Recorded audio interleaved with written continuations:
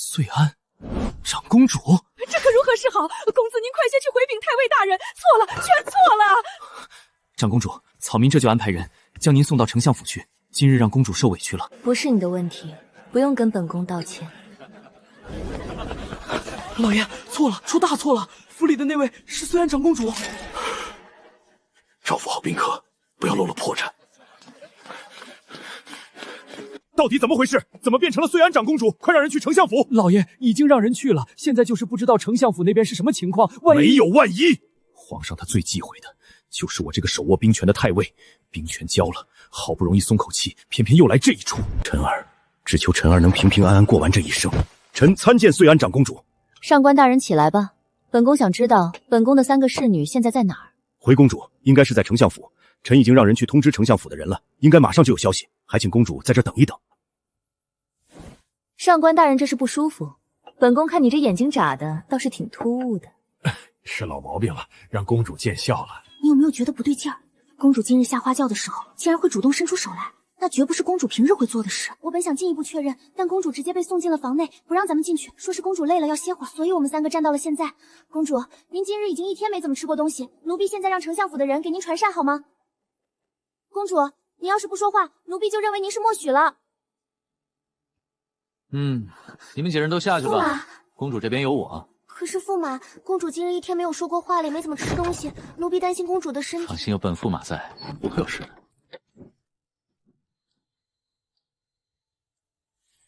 怎么这么亮？天亮了。公主，臣儿自小被微臣惯坏了，性子慵懒，但绝对没有对公主不敬的意思，还请公主能够见谅。上官大人，本宫在此已经等了有些时间，还有多久才会有结果？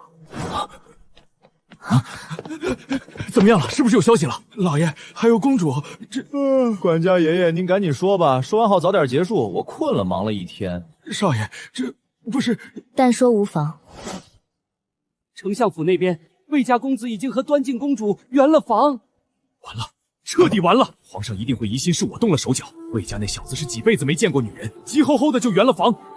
上官大人，给本宫备马车，本宫现在要入宫。见皇后上京第一才女，这份威压简直一模一样。好，公主，臣这就吩咐人备车。公主今日怕是没怎么进食，臣这就命人备些点心。多谢上官大人费心。方才上官公子已让人送过些吃食，本宫用过了。应该没有事了吧？我去睡觉。还想着睡？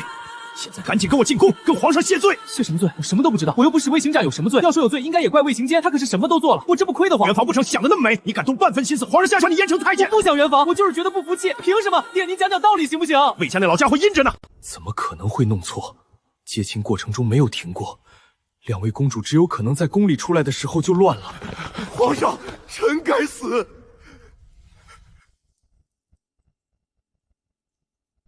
这魏行简可真够可以的，也不知道前面圆房的人是谁，现在又一副深爱长公主的样子，做戏给谁看？真让人恶心。虽然长公主没嫁给他，也算是因祸得福。皇上，求您救救我家公主！皇上，瞧着来人，像是端静公主身边的侍女兰心。到底怎么回事？我家公主自知有辱皇室颜面，一回宫便寻了白绫，奴婢发现时公主已不省人事，皇后娘娘此刻正在殿内守着，求皇上恩准司空院手去看看。无庸，传司空进去看看。皇上，都是草民的错，要不是草民今日饮酒过多，误把端静公主当过长公主，也不会让2位公主受委屈，还请皇上赐草民死罪。你的确该死，朕此刻恨不得将你凌迟处死，剐了喂狗。父皇，既然事情已经这样了，儿臣也不可能再嫁给魏行简，不如就成全魏公子和妹妹。虽然你先回你宫里休息，这边交给父皇，父皇一定会给你一个交代。你今日也累了1天。父皇，儿臣不累。既然今日的事情儿臣牵扯其中，自然就没有回避的意思。儿臣也很是好奇，为什么2个花轿会弄错。皇上，还有长公主明鉴，微臣和犬子真的不知道怎么就错了，还是太尉府让人传来消息，我们才知道弄错了。魏丞相这话怕是不妥吧？我们太尉府难不还能逼着你儿子与端静公主圆房？圆房的是你儿子，可不是我。再者说，我先盖头时就发现错，哪像你们丞相府连规矩都不讲，径直就往床上扑。太尉大人便是这般教儿子的，在皇上面前胡言乱语，连规矩都不懂。丞相大人倒是教子有方，我家臣儿纵然别处不及人，至少还管得住自己的下半身。吵够了没有？既然你们谁都讲不清，那就一同领罚。召车，将魏行简与上官晨拖下去，各打30大板。我可是什么都没做，怎么上来就是30板子？爹，您就眼睁睁看着。挨过这顿打，皇上的火气该消一半了，总好过掉脑袋。就算要打，凭什么他魏行简挨30，我也挨30？我压根没干什么出格事。带下去。等一下，是吧？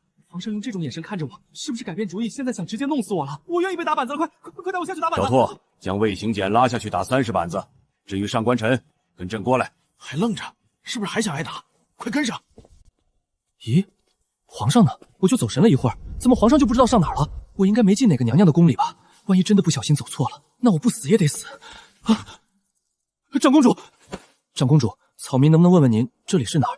草民该往哪儿走？这里是陈吉殿，父皇休息的地方。没了？那我这该往哪儿走？长公主说话能不能多说一点？这说的好像跟没说没啥。上官晨，明日丞相府和太尉府弄错公主的事情，就会传遍整个上京，本宫和端静都会成为整个上京的笑柄，被人议论。公主，嘴长在别人身上，又何必在意？您是皇上最宠爱的公主，根本犯不着理会那些闲言碎语。更何况今日的事情本就不是您的错，能分辨是非的人，自然不会将这责任推到2位公主身上。能将这个推到公主身上，或者准备看公主笑料的人，他的眼睛清澈干净，与魏行简看向我时截然不同。魏行简的眼神里总带着一股浓烈的欲望，让我从心底里觉得不适。今日这场阴差阳错，于我而言或许未必是件坏事。明日我会回公主府，你作为本宫的驸马，应该随本宫一块回公主府。什么？驸马？你没听错，今日本宫与你除了最后一步，其余流程都已走完。更何况昭文青羽与魏行简有了夫妻之实，眼下最快最妥帖的法子便是将错就错。他的眼神很干净，心思简单，反倒比魏行简更合心意。当初与魏行简的婚事，我本就不甚赞同，只因那是母后生前与丞相夫人定下的约，我才未曾推脱。如今这么一遭，不论是人为还是巧合，对我都是好事。草民若是去了公主府，还能天天睡觉睡到自然醒吗？可以，你跟本宫只要在外人面前维持好该有的体面即可。至于其他什么事情，本宫不会干涉你。同样，本宫的事情你也不能干涉。好，这样跟他成婚前的日子没有什么太大区别，就是换了个地方住。放着好好的长公主不要，偏整出这换亲的闹剧。魏敬之，我倒真是瞧不懂你了。我不知道你在胡言乱语什么。上官明远，少往我身上泼脏水。我若早知轿子里是端静公主，断不会让她进府。是吗？不知道是真不知道还是装不知道？你心可真够黑的，还想往我太尉府泼脏水。幸好我儿子把持得住，不今日这事还真说不清。上官明远，少给你那不成器地的儿子脸上贴金。长公主怎么会看得上你那废物儿子？就他那副样子，也配碰长公主？简直是白日做梦！2位大人，快起来吧。魏丞相，端静公主眼下宫中歇下，明日若醒了，会派人送回丞相府。这段时日里，长公主与大驸马要暂居太尉府，还请上官大人回去好生安排。好，我这就回准备，劳烦吴庸总管了。太尉大人客气了。吴庸总管，我要见皇上。您说什么，魏大人？您再说一遍。我说我要见皇上。没事了。这也太大了吧，不愧是皇宫。管他呢，谁都不能阻止我现在要睡觉。一波三折的一天。吴庸，你说朕这么多年捧在手心里的宝，就这么便宜上官家那个臭小子了？朕就不明白，就算发生了那种事情，但虽然是朕的女儿，更是大赦最尊贵的长公主，根本不用屈尊下嫁给上官晨。朕能给她找个更好的驸马。皇上，您消消气，长公主向来有主见，这么做一定有公主的深意。况且奴才倒是觉得上官晨不一定就没有魏行客好，上官晨的眼睛里没有那么多的算计，或许能带给长公主多真心。你说的没错，上官晨的眼睛里多了一丝魏行客没有的纯净。如果不是看在先皇后之前和魏家夫人定下的婚约，朕不可能让穗安嫁给魏行简。朕已经都打算好了，穗安嫁给魏行简之后，那魏行简的仕途就算走到头了，朕断不会让魏行简踏入朝堂，即便进了，也绝不会让他握有半分实权。公主，您受委屈了。魏行简真不是人，这明摆着就是在算计您。什么喝醉了认错人，全是托词。我与蓝珠、陈璧到了丞相府外，就被他们府里的人拦着不让进。还有端静公主，她怎么可能不知情？我们在外面喊了那么多遍，端静公主一句话都不说。听到我们声音的时候，她就应该反应过来错了，反而一直装傻充愣，就是故意的。这错倒错得正好，上官晨原也不似外面传的那么不堪。奴婢特地问了一下大驸马的荒唐名声，除了不喜欢出门，倒也按时去书院，其他的都是一些什么废物的言论，不良的嗜好也没有听过。这么说，大驸马这么看来还算是个好人，但是奴婢还是觉得有些委屈。行了，你们都下去休息吧，明日还要去丞相府，那笔账要好好算清楚。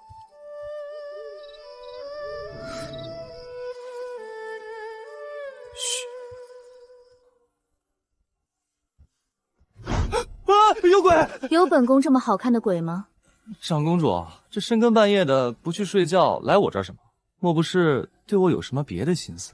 本宫夜里无眠，不过是随意走走罢了，恰好路过你这处，你睡觉的声响扰了本宫的清静，本宫就想看看你是怎么做到能那么吵的。不对啊，自己向来睡得安静，从不曾有打鼾的毛病，难不成真是今日累狠了？对不起，吵到公主你了。这样，公主先回去睡，等公主睡醒了我再睡，怎么样？这样就不会吵到公主了。随你便。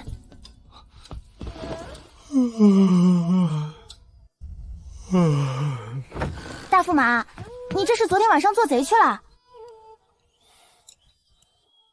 陈碧，去拿几个鸡蛋来。公主是想吃鸡蛋了，不用劳烦陈碧姐姐，我去便可以了。用鸡蛋抚一抚，你眼睛能舒服些。她这是在关心自己。好，谢谢。敷眼睛该剥壳还是带着壳？应该是不用剥的吧？奴婢换个干净的给您。有壳裹着不脏，还能吃。就是这敷眼睛要怎么弄？剥壳吗？这敷上去太烫了。这边有帕子，您将鸡蛋包在里面，就不会那么烫。早知道皇宫里的御厨做菜这么好吃，先前我也不必找些由头躲避宫中宴席了。昨天晚上没有仔细看过他的长相，现在看才发觉大驸马生的确实好看，眉宇间带着书卷清气，却没有半分文弱之态，反倒透着股爽朗明快的鲜活气息。母后，父皇怎么可以对行简动刑？他不过是个手无缚鸡之力的读书人，30大板下来，他怎么承受得住？我当时就说过，换亲的事情凶险，魏行简也是，怎么能这么着急？而你又怎么能这么稀里糊涂的就依着魏行简？要不是昨天你回来了白灵这一出，你以为你今天还能好好躺在这儿吗？景昭帝将婚事赐下时，我心中本就极不赞同，暗地里我早已将利弊算得分析。太尉府如今兵权尽失，上官明远这个太尉不过是个被架空的虚职，在朝堂上连半分话语权也无。后来听闻景昭帝将穗安与鱼儿的婚事定在同一日，我心中便动了暗心人的念头。此事丞相府自也知情，若非有他们从中想助，这偷梁换柱的计策又怎会如此顺利的推进下去？只不过圆房这一点，我是怎么都没有想到。现在不仅女儿吃了亏，还让皇上对他们不满，但结果与我最初的筹划相差无几。鱼儿既已与魏行简有了夫妻之实，便算彻底绑在了一方。穗安那边与太尉府的婚事也终归是成了。爹，长兄这到底是怎么了？风儿，没有什么太大的事，你快去歇息。可爹，长兄他脸色这么难看，而且背后也是一片血痕，怎么会没事？我现在去找大夫来给长兄看看。而这般爱护兄长的样子，心里有些宽慰，但大儿子对小儿子的态度，眼下就觉得行简今日被打，活该。魏某的夫人长大的闺中密友，当年长公主尚在先皇后腹中时，两位自幼女子玩笑间曾提及，将来若有子女，便结为秦晋之口。后面生下长公主，夫人也会带着行简一同入宫，让两个孩子在一块玩，直到长公主6岁那年，先皇后生3殿下那天难产撒手人寰。也就是那天起，长公主说话越来越少，脸上的笑容也是逐渐没了，性子越来越冷，不喜欢跟其他人接触。皇上更是对长公主的宠爱达到另一种程度，所有人都知道皇上对先皇后的情谊，他生前所言，哪怕是一句戏言，也被他刻骨地记在心里。那桩随口定下的婚约，自然也被皇上搁在了心上。魏某心中跟明镜似的，若先皇后仍在，丞相府能与长公主联姻，于家族而言是天大的荣光，我只会盼着赐婚圣珠早日降临。可如今先皇后已逝，而且继后和先皇后又是亲姐妹，3殿下自出生起便因先皇后的死被皇上厌除，别说疼爱，就连一面都未曾见过。苏家也将先皇后的死怪在了3殿下身上，反而是对继后生下的大殿子特别亲近，所以这婚事反倒成了烫手山芋。长公主是得受偏爱又怎么样？终究是个困于后宫，日后更是困于宅院的女子。行姐绝对不能娶长公主。张姐，渊儿，来，你过来。用过早膳了吗？看来这应该就是3殿下，被长公主养得很好，他们姐弟应该感情很好。长姐，我今日一早便听闻，说是那丞相府和太尉府昨日竟将长姐和端静公主弄错，长姐去了太尉府。长姐，你有没有受太尉府的委屈？我找他们算账去。渊儿，长姐没事，也没受委屈，谁敢给长姐委屈受？从昨天到现在，这还是头一回长公主卸下锋芒，露出这般温软的神态。你便是太尉府的上官晨？3殿下，依着辈分，你该唤我一声姐夫才是。渊儿，你过来。渊儿，你要记得，不管长姐嫁给谁，你永远都是我最亲的弟弟。这世上没有人能离间我们姐弟的情分。上官晨也好，太尉府的人也罢，从未欺负过我。况且选择上官晨也可以说是我自己的决定。你要相信长姐，好不好？长姐，渊儿会听话，会好好读书习字。长姐别赶走渊儿，好不好？这世上渊儿只剩长姐了，父皇不疼我，外祖父也不喜我，都怪渊儿，是渊儿害死了母后。如果不是为了生下我，父后就不会走。自己与这位3殿下竟有几分相似，当年我的母亲不也是为了生下我，才在难产中撒手人寰吗？这些年在府里，爹总会在我面前说母亲怎么好，那语气里的思念与怅惘，我听得再清楚不过。不过心里还是有点想抽3皇子，小屁孩，这才第1天就把三殿下惹哭了，以后可是要天天对着长公主。那我这是不是……那时我才6岁，亲眼见着刚降生的弟弟被随意搁在冰冷的床榻上，小脸哭得通红发紫，殿内竟无一人上前照料。我抱着他走到明德殿，跪在殿外求父皇允我亲自抚养着这个弟弟。我至今清晰记得，当时父皇隔着殿门望向怀中婴儿的眼神，那里面没有半分身为父亲的温情，只有毫不掩饰的厌弃，甚至还藏着一丝令人心惊的冷肆。那目光，我此生都无法忘却。三殿下现在才9岁，又没有皇上的宠爱，还顶着嫡子的名头，危机四伏，难免有些人会想直接对他下手。不过幸好有长公主在，但即便长公主将他护得周全，深宫之内人多口杂，那些闲言碎语如细针般，终究难免会刺到三殿下。又是个可怜的孩子，我现在有些想回太尉府了，给我娘点一炷香。这么多年，爹每天都会给娘上香，每日都会对着母亲的牌位絮叨，说我何时换了第1颗牙，又何时长高了1寸。本宫要入内室换衣，衣服被泪水打湿了，今日还有事情要做。手臂上的伤，让刘盈拿药给你处理。大驸马，您这伤不轻，奴婢去拿药。长公主这是在关心我，还是怕三殿下要出人命？算了，都一样。驸马，三殿子自小就跟着，就将公主的事视作头等大事，但凡牵涉公主，反应都很激烈。今天的事，还望驸马不要放在心上，更不要记恨上三殿子。不会不会，三殿下还是个孩子，今天的事情也是我的错，我倒是怕三殿下记恨上我。驸马，三殿下性子是敏感了一些，但是他能明白什么人对他好，什么人对他不好，来日方长。不知道长公主心里在想什么？长公主那么疼爱三殿下，我今天这么一遭，不会把她惹火了吧？那我以后在公主府不会睡柴屋吧？虽然说我从来没有想过要跟长公公主发生什么，但是长公主现在可是掌握着我以后能不能有好日子的关键人物。不过长公主应该不会是那么小气的人，看来以后还是少说一些话好。怎么能绑得这么丑？算了，反正也没人看。公主，臣记得您今日还有事情要做，怎么还在这儿？我在等你。昨天我就跟你说了，要你陪我去。有吗？我怎么不记得了？刘盈，马车慢一些，不用那么着急。好，公主。公主到地方了。不急。自家公主向来性子清冷，今日竟会为昨日才认识的上官晨这么迁就。自家公子这睡醒睡得这么沉，怎么可能那么快醒？自家公子好不容易被长公主看上了，若是因为这个长公主不要他了，那他家公子太不值了。严峰，你怎么在这儿？公子，你醒了啊？是不是做噩梦了？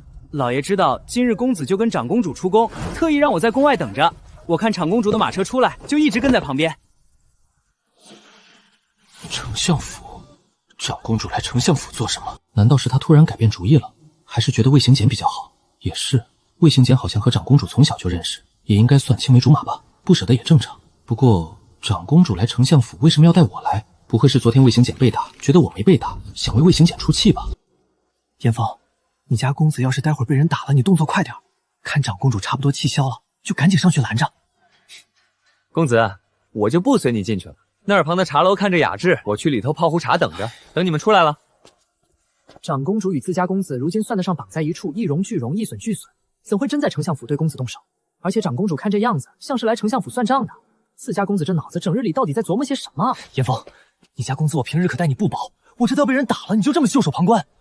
公子，您还是先顾着眼前吧，再磨蹭下去，长公主的身影都要瞧不见了。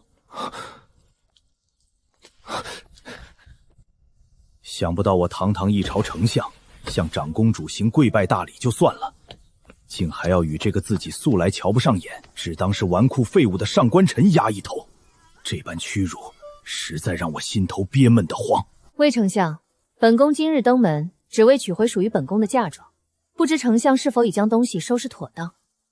昨日之事后，太尉府那边端进公主的嫁妆已由太尉大人一早送回丞相府。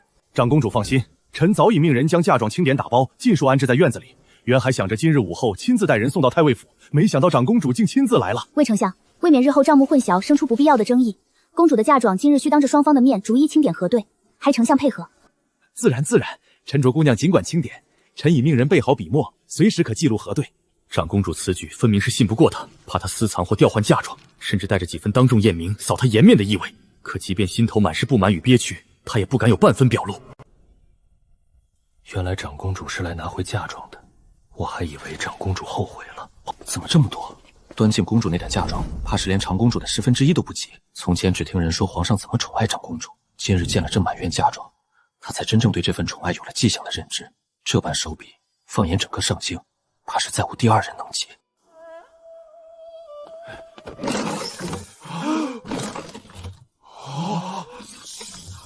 这般满箱满柜的稀世之物摆在眼前，还是让他呼吸一滞。若非当初为攀附更高权势，执意要与太尉府换亲，将长公主推给上官晨，如今这些价值连城的嫁妆，本该顺理成章归入丞相府，成为魏家的家底。比起这些看得见摸得着的财物，权势才是立足朝堂的根本。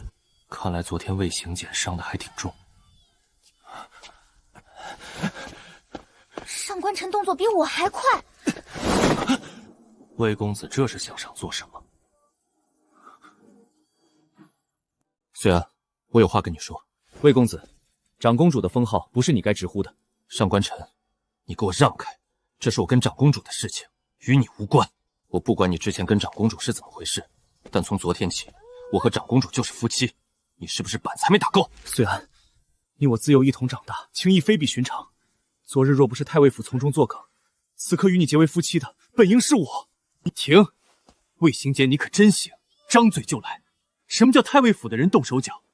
昨日我发现不对的时候，第一时间就让人通知你们丞相府。是谁那么迫不及待与二公主行了周公之礼？你是真当我太尉府好欺负？我是喝了酒，才昏昏沉沉失了分寸。虽然你且信我这一次，莫要听上官晨的片面之词，他对你根本不是真心，分明是早有预谋。这哪里是辩解，分明是赤裸裸的挑拨离间，既想撇清自己的过错，又想抹黑他和太尉府。活了这么久，还是头一次见这么不要脸的人，连半分文人的风骨都没有，也不知道整个上京看上他的女子是不是脑子有病。魏行简，你是当我死了吗？我再跟你说一遍，你现在该关心的人是二公主，还是压根不关心二公主的死活？还是既要又要？不要脸也没有你这种程度，能不能照照镜子？你是觉得整个上京城的女子都要跟在你后面是吗？你长得也没有很好看，本驸马觉得我长得比你好看多了。还愣着做什么？快把大公子扶下去，好好照料他养伤。虽然你听我说，长公主见谅，犬子伤势未愈，言行失当。总觉得这位长公主身上带着股生人勿近的气场。长公主是觉得我方才骂魏行简骂的不对？我就是想起你说的那句，你比魏行简长得好看。这么仔细一看，你确实比她长得好。我就说嘛，我这张脸不说冠绝上京，也算是上等。偏偏上京城那些闺阁女子没眼光，一个个只盯着魏行简那副假正经的模样打转，没眼光。原来长公主也会笑。也不知道今儿这事儿长公主那边顺不顺利。当初她主动把兵权交上去的时候，压根没琢磨过皇上会给自家那个不怎么灵光的儿子赐婚。自家那心思单纯的傻儿子，该不会不知不觉间又被卷进了朝堂纷争里吧？管他什么朝堂纷争、楚魏之争，日后的事且待日后再说。眼下最要紧的是，赵英初与这个儿媳，我是打心里满意，总算有个能镇住场子的人，管管自家那个不着调的傻儿子了。长公主一路辛苦，快些进府歇息吧。你怎么先下来了？赶紧一边去！长公主呢？不是吧，爹，我可是你亲儿子，你这什么态度？我昨天一整夜都没回府，整整一夜，你就不问问我有没有受伤，有没有受委屈吗？少在这废话，赶紧给我让开，别挡着道，耽误我接长公主。长公主一路辛苦，舟车劳顿，臣已经让人在府里备好了吃食，也把您的住处收拾妥当了。这段时间让您受委屈了，还请长公主莫表见怪。世人常说娶了媳妇忘了娘，他爹倒好，儿媳妇进门直接把亲儿子抛到九霄云外了。太尉大人，辛苦您了。长公主，您看，这边是府里的正厅，过了这门便是后院。左手边那片竹林是臣儿亲自种的，后面便是书房。您若有要事处理，随时可用。算了。都说金窝银窝不如自家狗窝，这话可真没说错，还是我这张床睡着最舒坦。没想到老爹这回倒挺贴心，竟给我换了新被褥。长公主喜欢清静，这点倒和自家傻儿子挺像。这院子是整个太尉府最大的，最重要的是挨着竹林，清幽安静，很符合长公主屋的性子。至于上官晨的东西，直接吩咐下人打包好，送到中最偏僻的院子。那院子常年没人住，正好他傻儿子爱睡觉，也清静。这混小子又跑哪儿去了？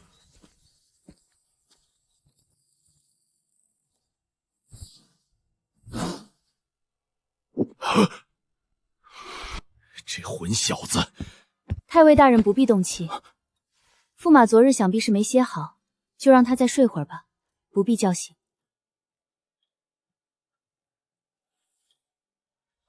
晨儿怎么受伤了？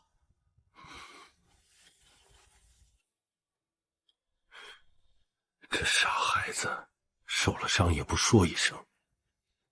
说起来，此刻这样倒也舒心。像长公主这样的人，会喜欢什么样的男子呢？看今天那情形，他对魏行简分明是半点意思都没有。看够了。长公主怎么会在我的房间？可是有什么事找我？这是我的房间，你就没发现这屋子里没有你的任何东西吗？怎么可能？这是我从小住到大的。我的衣服呢？还有我的书呢？这到底是怎么回事？长公主难不成真对晨儿动了心思？不对，不对，晨儿这孩子性子毛躁不说，文不成武不精，浑身上下实在找不出什么能入长公主眼的长处。以长公主的身份和眼界，断不会看上她才是。爹，您怎么能一声不吭就把我的院子给了长公主？那我往后住在哪里？还有，我房里那些玩意儿您都给我弄去什么地方了？你房里那些东西我已经让管家处理了，直接丢去后院杂物堆了。本就是些乱糟糟的破烂玩意儿，留着占地方。什么？爹，我到底是不是您亲儿子？您怎么能这么对我？长公主才住进府里1天，我在您心里就这么没分量了？你这混小子，废话怎么这么多？让你去住还委屈你了。府里除了你的院子，其余不是待客的偏院，就是下人住的杂院。再者说，没把你的东西直接丢进柴房喂老鼠，已经是给你留了体面，你还敢在这儿挑三拣四？赶紧滚回西院去，别在我跟前晃悠，看着你就心烦。你这，算了，我回屋睡觉去。西院倒也不算差，远离正院喧闹，平日里连个走动的下人都少，安安静静的，正好合了我喜静的性子。更要紧的是那地方偏，自家老爹平常不会去，也能省一些唠叨。再者，西院虽在府宅最偏处，院檐墙上却挨着个角门，那门平日里鲜少有人值守，我要是想出去也方便。严峰，跟我出去走走。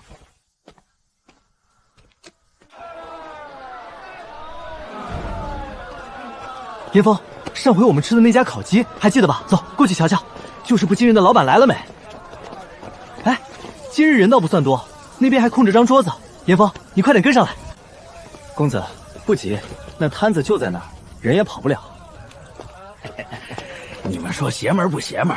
那太尉府的公子先前不都传是煞星命格，克父克母的吗？怎么偏就走了这等狗屎运？可不是嘛！丞相府和太尉府办喜事，竟能当场把2个公主给弄混了。本该嫁去丞相府的长公主，最后竟进了太尉府的门，这不明摆着让太尉府捡了个天大的便宜。说起长公主，那才叫可惜，那可是皇上捧在手心的金枝玉叶，模样才情哪样不是顶尖的？结果倒好，偏偏嫁给了太尉府那个不学无术的废物。听说那小子除了吃睡，其他什么都不会，这不是糟蹋人吗？暴天物！公子，说您是废物呢。哦，公子，您能不能留一个鸡腿？我们俩猜拳，谁赢了，最后这个鸡腿就归谁，成不？成交。公主，该用膳了。他呢？公主，方才刘盈看见驸马带着严峰出府去了，只是没看清2人往哪个方向走，也不知具体去了何处。若公主想寻驸马，奴婢这就去叫人出去找找。不用了，他如今住在哪处院落？太尉大人将驸马安排在府里最西边的西院了。知道了，摆膳吧。是。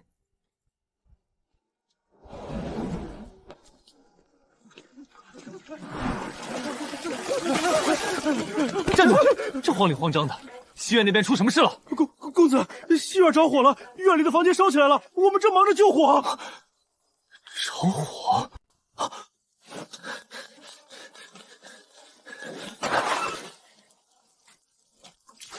这不是我爹特意给我安排的住处吗？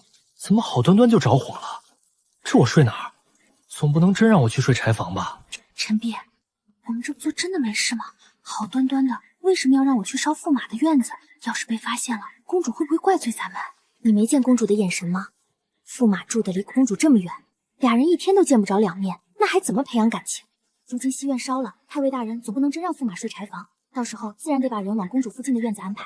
这可是为了公主和驸马好。我还是觉得公主嫁给驸马实在委屈。公主那般好的人，容貌才情皆是上京顶尖的，本该配着京城里最好的才俊，怎么偏偏……你说的是丞相府那位公子吗？我倒不觉得他有多好，他看人的眼神，尤其是看公主时，总带着股说不清的算计，太过目的性，看着就让人心里发紧。反倒是驸马，虽看着随性，可眼神干净的很，没那些弯弯绕绕。严峰，今晚你去柴房睡。为什么？我今晚要睡你房间，你不睡柴房，还让我去睡。公子，依我看，您睡柴房最合适，柴房干燥，夜里还安静，正好合了您爱睡的性子。严峰，你听我说，最近也不知道怎么的，我越看你那间屋子越顺眼。你也知道，你家公子我向来对其他东西都提不起兴致，难得看上你屋子了，你懂的吧？老爷，您怎么会在这儿？跑这么快做什么？不就是想借你屋子住几日吗？至于躲成这样？严峰跑了，那我晚上要睡哪儿？睡客房吗？客房跟老爹离那么近，去不得天天训我？先前我住的院落，房间本就多，如今虽说归了长公主，可若去求一求，让长公主匀出一间暂用，也未必没有可能。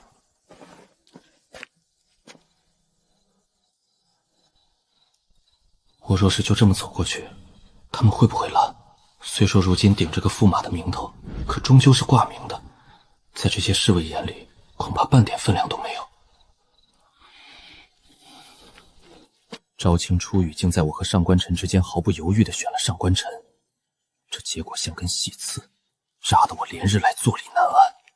不过眼下的朝堂局势，取昭明青鱼才是我仕途上最稳妥的一步棋。大殿下可是昭明青鱼的亲兄长，今年刚满20，早已行过冠礼，入了朝堂。反观昭明初语那边，三殿下今年才9岁，别说摄政，因为先皇后的事情，这么多年皇上都没看过他一眼。可理智归理智，昭清初语明明是和我是从小一块长大的青梅竹马，可我没想到他竟会将错就错，选了那个处处不如我的上官尘。昭清初语便是不嫁给我，也该为我守着这份体面，守身如玉才是。真是活见鬼！太尉府那么多院落，偏偏就西院着了火，难不成真要让我去睡柴房？别说柴房里堆着杂物，满是灰尘，单是夜里乱窜的老鼠我就忍不了。就算是老鼠乐意，我还不乐意呢。驸马，这深更半夜的，您在公主院子外头杵着做什么？再不回您的院落，怕是待会儿受了寒，有苦头吃。我就是路过。既是路过，那想来驸马爷也没什么事。公主这个时辰也要休息了，奴婢们也该回屋守着了，就不扰驸马爷了。等等，驸马爷还有事吩咐。那什么，陈碧姑娘，我能不能进院里去？我有桩要紧事，想跟长公主殿下好好商量商量。哦，这样啊，那驸马在这儿先等等，奴婢进去禀报一声。公主，驸马爷在院外候着，说有事要见您，让刘盈引他进来。驸马，快进来吧，公主在正屋等着你。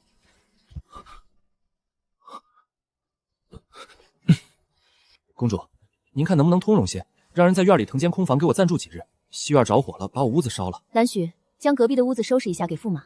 等等，公主，您就别让蓝旭收拾隔壁那间屋子了，给我收拾一间离公主这屋最远的空房就行，越远越好。哼，驸马不争气，我都这么助力了，他倒好，不仅不往公主身边凑，反倒想着躲得远远的。驸马这话是什么意思？是觉得跟本宫住得近了与你不妥，还是说跟本宫待在一处你会觉得不自在？不是，公主您千万别误会，是我性子太闹腾。再者，我也说不准自己夜里会不会打呼、翻身弄出声响。你喜欢清静，我怕住得近了你休息不好。不必了，你吵不到我。那这样就隔壁吧，挺好。公主，隔壁屋子收拾好了。那我驸马平日可会下棋，蓝许收拾房间还需些公事，驸马不如陪本宫下一局，也好打发时间。不会下棋吗？说起来还真会。若是真赢了长公主，会不会当场翻脸，转头就把我赶去柴房跟老鼠凑合？我输了。我跟公主压根都不是一个段位的，我心里苦啊。好端端的院子，怎么会突然着火？晨儿刚与长公主求婚，难不成是有人这么快就忍不了了，觉得晨儿坏了他们的事？若真是有人蓄意为之，为什么事后半点痕迹都没留下？能在太尉府中行事这么隐秘，难不成府里藏了奸细？来人，即刻去查府中所有下人，从入府来历到日常行踪，一丝一毫都不能放过。大人明鉴，小人刚入府不过3日，连西院在哪儿被摸清，怎会放火？若不是你，为何偏在你入府后出事？大人，我全说，是二驸马魏行健派我来的，让我悄悄盯着长公主与大驸马平日如何相处，好让他知道内情，从中做不梗挑拨离间放火的事情。小人连想都不敢想的。魏行简，这小子倒真是不知好歹，都已娶了端静公主，竟还对长公主心存觊觎，实在荒唐。不必再审了，将此人绑了，送到长公主院中，交由长公主亲自处置。放火一事还需再查。参见长公主，参见大驸马。是魏行简派来的，你盯着我也就罢了，为啥还要放火烧我的院子？就是二驸马让我来盯着您和长公主，压根没说要您的命，我哪敢做那种事？你说没烧我院子，那到底是谁烧的？而且烧的那么准，我东西刚搬过去还不到1天，就把我那院子给烧了。大驸马，真不是我呀！不是你就不是你，一个大男人跑到我这儿哭哭啼啼的，你觉得像话吗？赶紧滚！趁我还没改主意。等一下。驸马，长公主真的不是小的干的啊！饶小的一条贱命吧！小的家里还有80岁的老母要奉养，小的要是没了，老母也活不成了。这人要怎么处理？驸马方才也让你滚，你怎么还在这儿？这大概就是被人放在心上的感觉吧。这还是我第一次见这么美的女子，也难怪魏行简有了端静公主，还对长公主念念不忘。这桩换亲婚事换得极妙，魏行简和丞相府这么一换，还让我捡了大便宜。虽说长公主话比较少，性子也清冷，可待我却着实不差。若是能真的和长公主好好在一起，好像也不错。上官晨，你糊涂！长公主不过是待你客气几分，怎么就敢生出不该有的心思？她是金枝玉叶，其实你能肖想的。真要是这么想，你和魏行简又有什么两样？驸马这是怎么了？没什么，只是忽然想起昨天晚上和公主下的那几盘棋。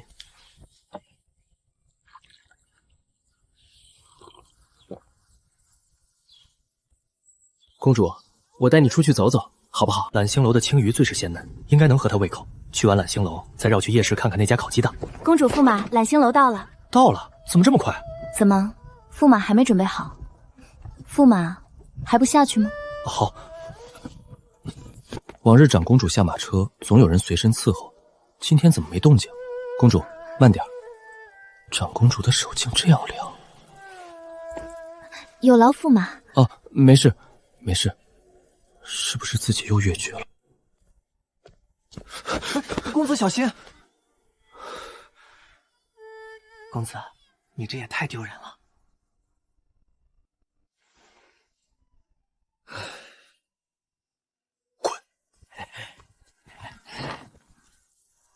要是能一直这样真好，一辈子这样守着长公主该多好。驸马，菜来喽！我不知公主喜欢什么，便让掌柜把揽星楼的几道招牌菜都备了。若是不喜欢，我再让掌柜的换其他的。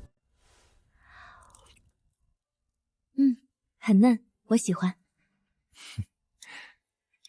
陈元，公主往日里晚上用膳向来只吃小半碗，今日这都添第3勺了，要是吃多了，夜里胃该不舒服了。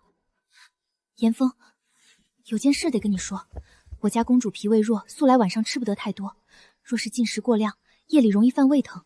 你快想办法不着痕迹的提醒下你家公子，别再给公主夹菜了。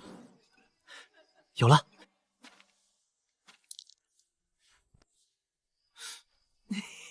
严峰这是抽什么风？公主，你先慢用，我出去跟严峰交代句话，马上就回来。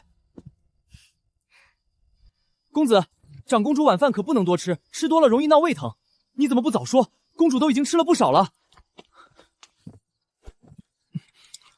我不是故意要吃长公主剩下的东西，只是这些菜若是浪费了，实在可惜，不能糟蹋粮食。魏公子、二公主实在是对不住，今日这揽星楼被一位贵客包了全场，尤其是这楼上，您二位若是不介意，不如改日再来。明日您二位的花销，小店全免，全当赔罪了。不必了，掌柜的，我与公主亲自上去跟那人说便是，哪用得着劳烦你？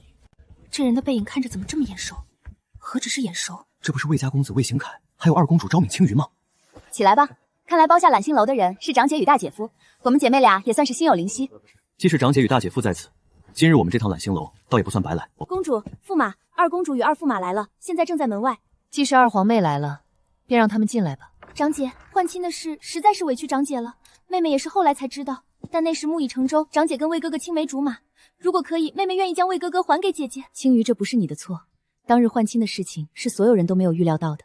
上官兄，今日大概是你我头一回同席用膳，看上官兄这般，想来也是爱吃鱼之人。说起来，长公主自小也偏爱这口，儿时我还常替她挑鱼刺，那会儿长公主总耐着性子等我挑完才肯动筷。这魏行简是故意的，自家媳妇就在身侧，偏盯着别人的妻子说这些陈年旧事，他有病。公主，臣记得你也爱吃这鲜物，臣替你挑鱼刺吧。谢谢魏哥哥。蹭饭，行啊，那就让你们蹭个痛快。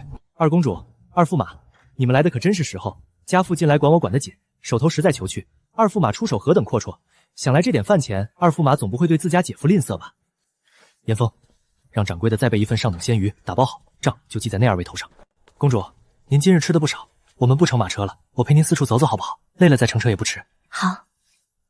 陈碧，你说公主现在心里在想些什么？公主想什么我不知道，只不过今日那么一出，倒是让端静公主和魏行简挺恶心的。长公主，你跟二公主关系怎么样？驸马倒是有心，这么关心二皇妹，眼下回揽星楼去，或许还能赶上陪她多说几句话。公主，这是怎么了？回去，走。我这话说错了，怎么说变脸就变脸，比翻书还快。公子，您怎么一个人在这儿？长公主的马车这就走了。严峰好像把长公主惹恼了。公子您还有这本事，这可真是奇事，您可别开玩笑了。你看我像是在说笑。公子，您说您好好的提二公主做什么？这不傻吗？今儿个二公主那做派，明摆着就跟长公主不是一路人，您偏要往枪口上撞。闭嘴！严凤，你这张嘴就不能歇会儿？没瞧见你家公子正烦着？平常犯傻也就罢了，怎么到了长公主跟前还拎不清？如今把长公主惹恼了，关键我还住她隔壁，一个院子里进出，抬头不见低头见的，我都没脸出门。嗨，你帮我想个法子。算了，你能有什么好主意？待会儿你回去，把我房里的东西都弄出来，我去父亲那边的院子住几日。这怎么可以？您这一搬走，而且还是偷偷摸摸的，长公主指不定更气。不然还能怎么办？依我看，长公主这些日子怕是都不想见我。与其在那儿待着，不如先去问问父亲，长公主和二公主之间到底积了多少过节，把这些理清楚了，再去赔罪，也能摸到些门道。公子，您确定过些日子长公主不会更气？你话怎么越来越多？赶紧回去给我收拾东西。公子，您不跟我一块儿去？您忘了，公主院子的守卫都是宫里调来的，平日里我连那院子门都挨不着，只能在外面候着。这大半夜的，没有您跟着，他们能放我进去？怕是刚靠近墙角就得被当成刺客拿下。行简哥哥，你身为长公主，该多让这些妹妹，你性情凉薄。行简哥哥待我可好啦。公主到了，我们进去吧。驸马他走路回来该没那么快到的。公主，驸马是不是惹您生气了？便是心里有气，也别跟自己的身子不去。我没生气，我跟上官晨相识不过数日，一个半熟的陌生人罢了，犯不着为他动气。严峰，不行了，不行了！你用轻功回府一趟，给我弄辆马车来，或是千匹马也行。再这么走下去，我这两条腿明天怕是要废了。公子，我早说过让您别总窝在房里躺着，您看看，这才多远的路就扛不住了。再说您自己不也会轻功？我们直接施展轻功回去，不省事多了。你当真是个大聪明，我那轻功是什么水准，你心里没数？还有这在哪儿？你让我用，大材小用。况且父亲不许我在外随意用武功，这规矩你也忘了。倒是把这茬给忘了。那公子您在这儿歇着，别乱走，我这就回去牵马来，很快就回。你放心，我绝不乱走，也实在走不动，就在这儿等你回来。公子，公子，我竟把我们家公子给弄丢了。严峰，你这是遭了劫不成？李叔，我把公子弄丢了。公子丢了？不对呀，昨夜二殿下在街上遇着公子，亲自送回府的，此刻怕是还在老爷旁边的院子睡觉呢。公子回来了，可不是嘛。李叔，我是真以为把公子弄丢了，我找了整整一夜。你这孩子多大的人了，还坐在地上哭？公子好好的在屋里歇着，快起来，回屋去洗漱干净，再睡上一觉。还好只是场梦，居然梦见娶了赵薇青鱼。昨天跟着二殿下回来的时候，竟忘了问长公主与二主的关系，放着现成的不问，也不知道老爹那儿能问出些什么来。也不知道连老爹年轻的时候到底怎么样，这样说能被我娘看上也情有可原。说吧，跟长公主怎么了？是不是嘴欠惹人家不痛快了？臭小子！爹，您先别管那些，就是昨天多说了句话。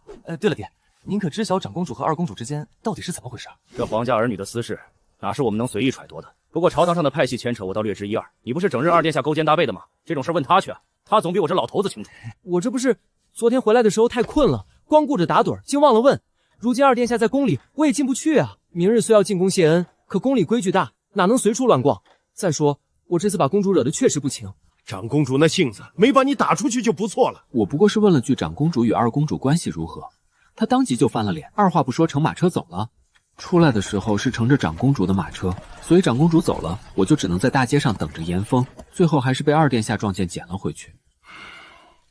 我怎么生了你这么个蠢钝的儿子？你与长公主相识才几日，竟敢当着她的面问这种话，她能不气？更何况是皇家内情，哪容得你这般随意智慧？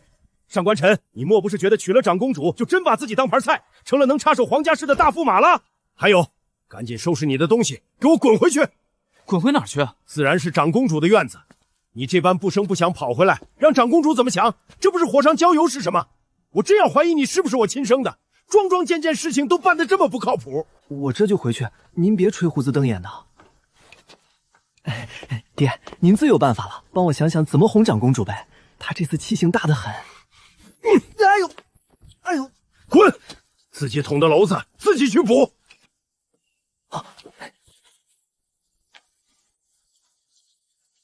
奇了怪了，明明是严峰亲手挖的，我前阵子还钻过2回，怎么说没就没了？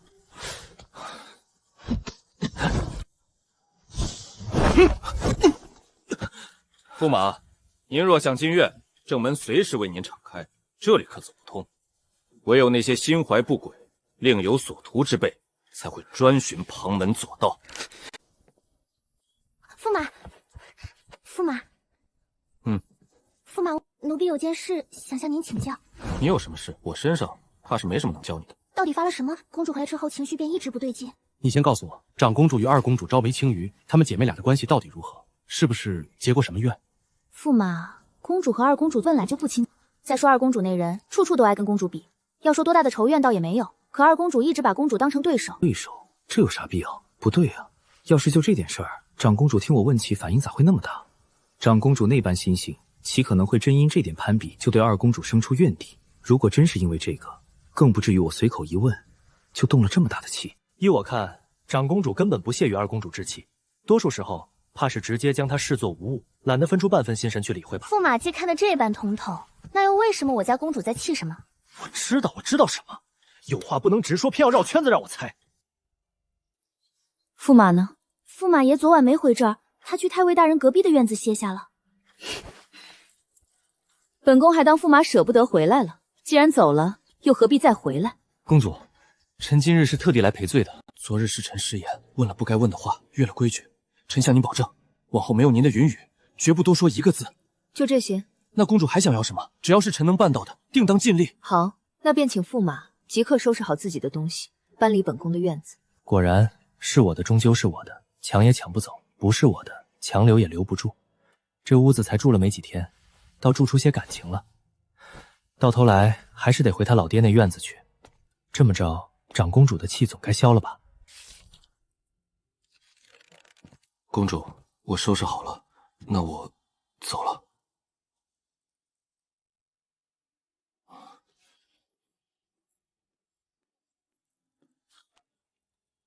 昨夜揽星楼，被上官晨一口一个妹夫叫着，想想就气。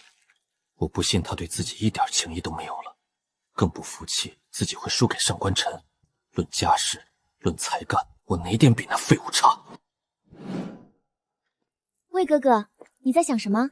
刚回来吗？看你愁眉不展的，在想什么烦心事？是在想明日进宫见父皇的事。上次我们成亲的时候闹得那般不愉快，父皇明日见了我，怕是脸色也好不到哪里去。魏哥哥这是多虑了，父皇向来爱惜人才，你这般才学，父皇心里是有数的。上次不过是一时动怒，倒是那个上官琛，除了仗着太尉府的事混吃等死，还会做什么？父皇素来看重大皇兄，等今年春闱你入了朝堂，我让大皇兄暗中提拔，何愁没有机会？还是公主看得透彻，只是不知公主何时能替夫君引荐大皇兄，也好让我早些表表心意。魏哥哥怎的急成这样？你也知道，大皇兄如今在朝中的位置有多微妙。父皇最忌讳皇子私下与大臣结交。我们虽已成亲，但是最近换亲的事情闹得那么大，太过招摇。再等等，等过了这阵子风声，我自会寻个由头。好，都听公主的。你说等，那便等。搬出去。上官晨啊，上官晨，长公主的事跟你有什么关系？你爹说没错，你还真把自己当成驸马了。你不就是个挂名驸马吗？当好你的太尉府公子，这辈子吃穿不愁，安安稳稳的不好。智者不入爱河，管他跟二公主有什么恩怨，管他生不生气，反正跟你无关。对，就是这样，睡，现在就睡。公主，明日还要进宫谢恩，往日这个时辰您早歇下了。这盘棋若是下不完，不如留着明日再续。不过才相识短短几日，他竟已能轻易牵动我的情绪，这不是好事。有了在意的人，便有了破绽；有了牵念，便容易被人拿捏。云渊对我来说就已经是一个弱点，如今怎么可能再多一个？这些日子，我是不是失了方寸？上官晨本就是我没得选时的选择，可他竟能牵动我的情绪。或许上官晨不该活着。公主，驸马是太尉大人的独子。我知道，兰旭，去跟院里的人吩咐一声，往后上官晨要进这院子，必须得有我的允准。是。还有，他在公主府的住处就安排在离我最远的地方。爹，您今儿怎起得这么早？还早？你自己瞧瞧这日头，长公主在这等你多久了？你心里没数？公主，公主，莫不是晨儿这混小子又惹您不快了？这孩子自小成被晨坏了，您千万别跟他一般见识。太尉大人多虑了，本宫并未生气，只是觉得驸马平日总躺着，缺乏些锻炼，与身体无益。驸马，起身吧。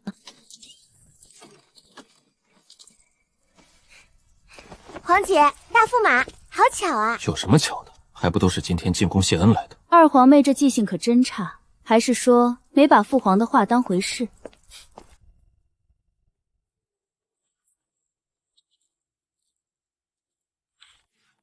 端景，儿臣在。你母后方才还念叨你，你先过去吧。是，儿臣遵旨。遂安，这些日子在太尉府过得还好吗？府里的人待你尽心吗？父皇，儿臣这模样像是受了欺负的样子吗？这上京城里真有谁敢动您的长公主？也是，朕的遂安向来只有他欺负别人的份儿，哪轮得到旁人来放肆？遂安，往后若真有人敢欺负你，不必忍着，尽管告诉朕，管他是谁，朕都替你收拾得明明白白。朕的女儿还轮不到旁人来搓揉。父皇，时辰不早了，儿臣想同驸马先回去看看渊儿。许久没见渊儿，这还是他头一回离我这么久，心里总惦记着。父皇日理万机，许是无暇常去看他。可渊儿还小，性子又怯，儿臣不在宫里，总怕他受委屈。若父皇得空，多去看看他才好，也省得儿臣在宫外牵肠挂肚。渊儿是母后拼了性命留下的最后血脉，母后不在了，护不住他，那这份担子自然该由儿臣来挑。还有苏清燕，让他不必在儿臣面前弄那些上不得台面的手段。儿臣虽然不愿理会那些东西，却还没糊涂到分不清真心假意的地步。公主留步，臣有个不情之请。上回臣在大街上走路回家，多亏遇见二殿下送了一程，如今既已入宫，理应去道谢才是。再者，公主与三殿下也有些时日没见，三殿下好像不大待见臣。若是跟着公主同去，反倒扰了殿下与公主叙话，臣便不去叨扰了。公主看这样可不可以？二皇兄和驸马的关系很好吗？公主，你有所不知，二殿下与驸马是同庄，现在都在青山书院读书。二皇兄，他什么时候去了青山书院？二殿下打小就不爱啃那些书本，对着先生们讲授的经义总犯困。贵妃娘娘瞧着心疼，又觉得宫里的课设实在压得太紧，便私下求了皇上，特许二殿下去了青山书院。元宝，你说这上官晨什么时候去书院？他在家赖了这些日子，可把本宫闷坏了，连个能说上几句真心话的人都没有。殿下，这几日咱们府门前的马车就没断过，那些世家子弟挤破了头想进来见您。他们那点心思，当本宫看不出来，无非是想着从本宫这儿捞些好处罢了。真要论起交心，10个加起来也抵不上一上官晨。对了，他的假期是不是快结束了？回殿下，算着日子还有3天。不过奴才前日去书院给你取书稿时，瞧见严峰，就是上官公子身边那个侍卫，正拿着张请假条往李夫子的书房去呢，估摸着是又要续假了。又请，这小子到底在折腾什么？二殿下居然拿那些世家公子跟我相比，你小子什么时候进来的？敢偷听本宫说话？我用得着偷听？再说你这寝殿也太随性了，外面连个守着的人都没有，怕不是谁都能闯进来，整天被一群人围着才叫不自在。说起来，你今日进宫是来谢恩的？对了，那天晚上光顾着拉你，倒忘了问你到底怎么惹着穗安了，竟能让他直接把你丢在大街上。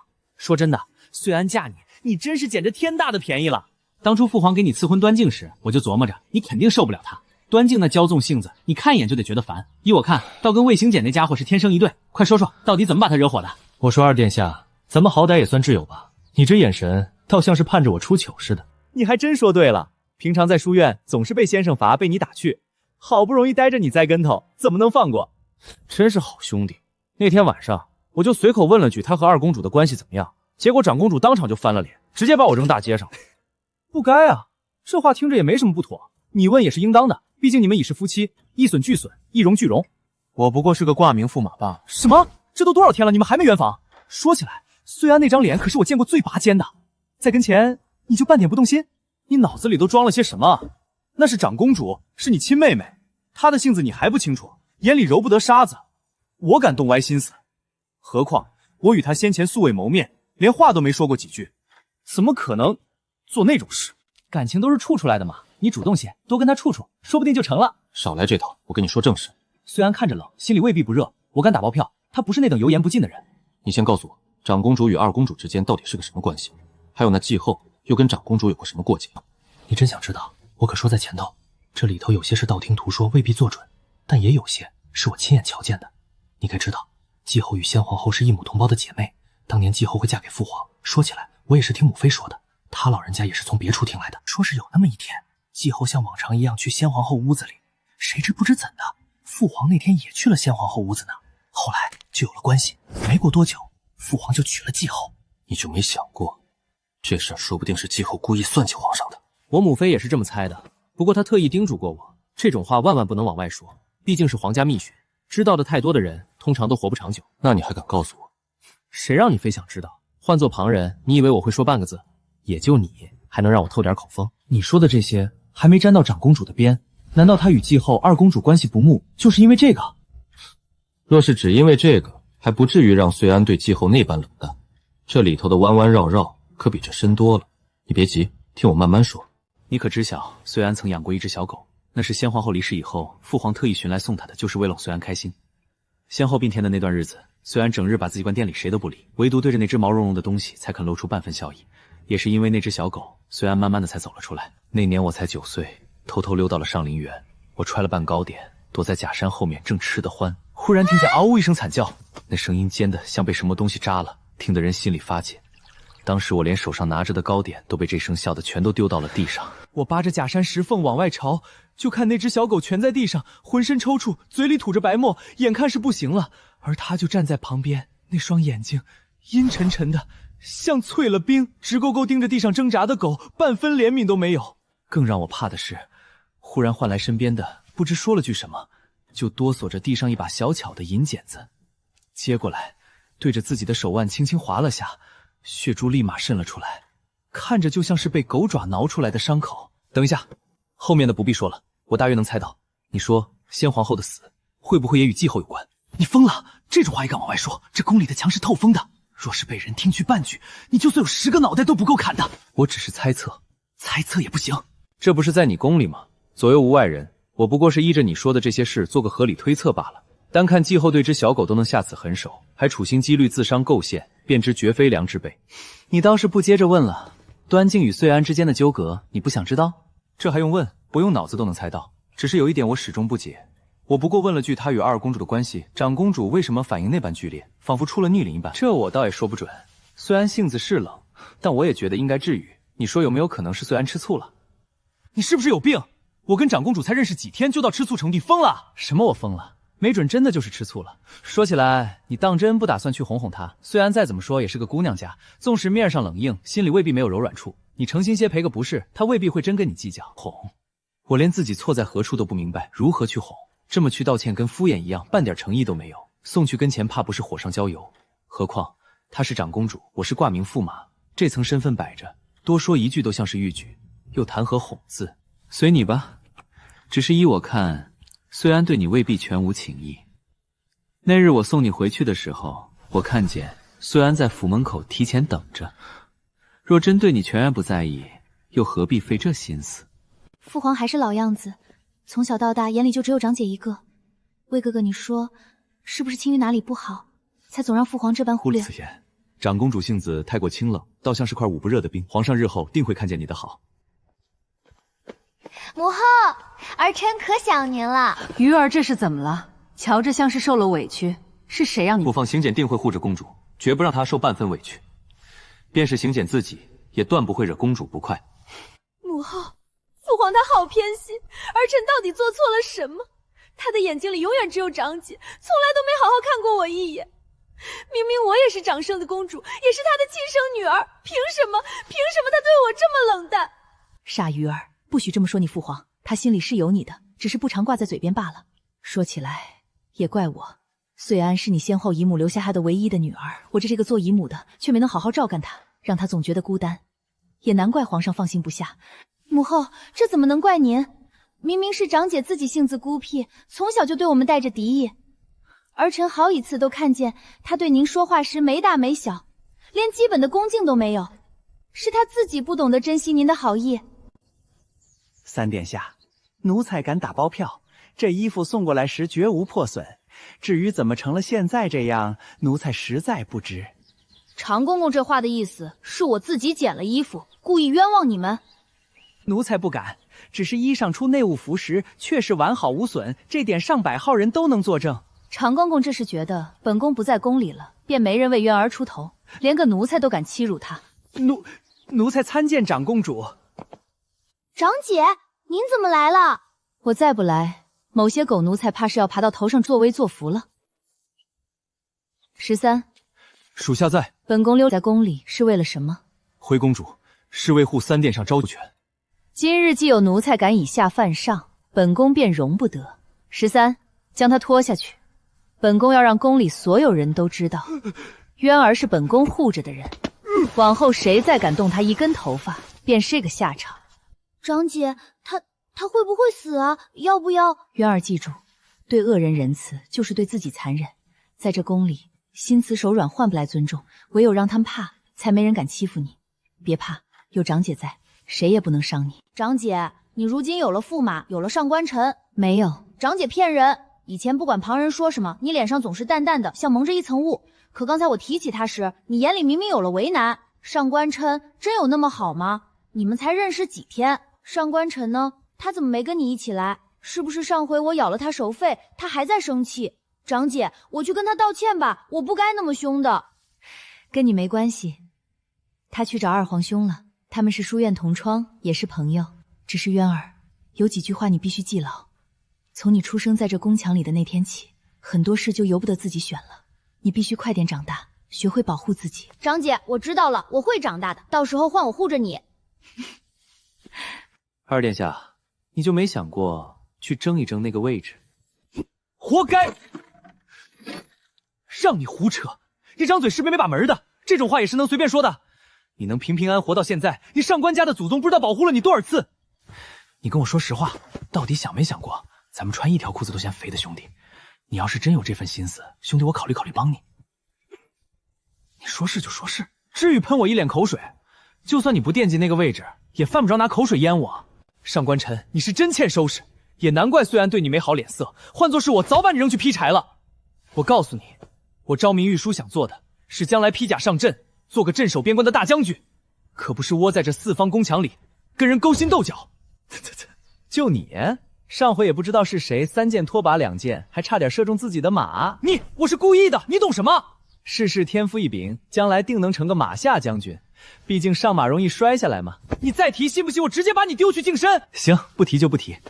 不过说真的，你真想好了，那位置虽烫手，可坐上了能护着多少人？你母妃跟季浩之间可不对付。护人未必非要靠那个位置。我若成了大将军，手里有兵有剑，谁想动我在意的人，也得掂量掂量。倒是你，少琢磨这些有的没的，先想想怎么把岁安哄好。你忘了，我身上流个陆家的血，你上官家祖上3代也都是镇守北境的将军。你说，凭咱俩这血脉，将来会不会成了常胜的新一代大将军，让那些外族不敢再踏过边境半步？这就把我后半辈子安排明白了。行吧，祝你早日圆梦。不过真上了战场，你得挡在我前头。我这人怕累，到时候就在你身后找个逼疯的地儿打个点儿，等你打赢了再叫我。你能不能正经点儿？一天到晚不是想睡觉就是想躺着，浑身的骨头都快躺酥了，就不能多活动活动，想想正经事儿？行了，不跟你耗了，不打扰二殿下做你的大将军梦。走了啊，回见。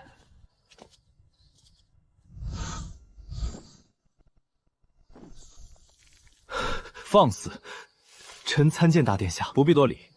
说起来，你如今是岁安的驸马，该叫我一声大皇兄才是。夜宵也是担心本宫出手急了些，我替他向你赔个不是。不敢，大皇兄言重了，不过是个误会。长公主还在等着下官，先行告退。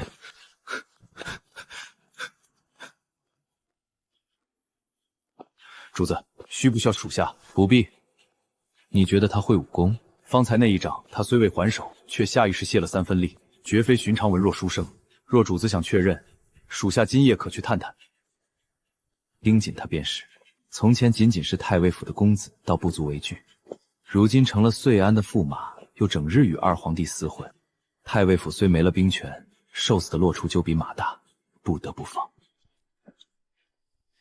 大皇兄怎么在这儿？我听说大皇嫂怀着身孕，正是需要人陪的时候，您怎么进宫了？今日是鱼儿回宫谢恩的日子，做兄长的自然要来看看。还是大好生疼我。不过我和魏哥哥该出宫了，皇嫂那边离不开人，改日再陪大皇兄聚去。臣先行告退。去吧，路上当心。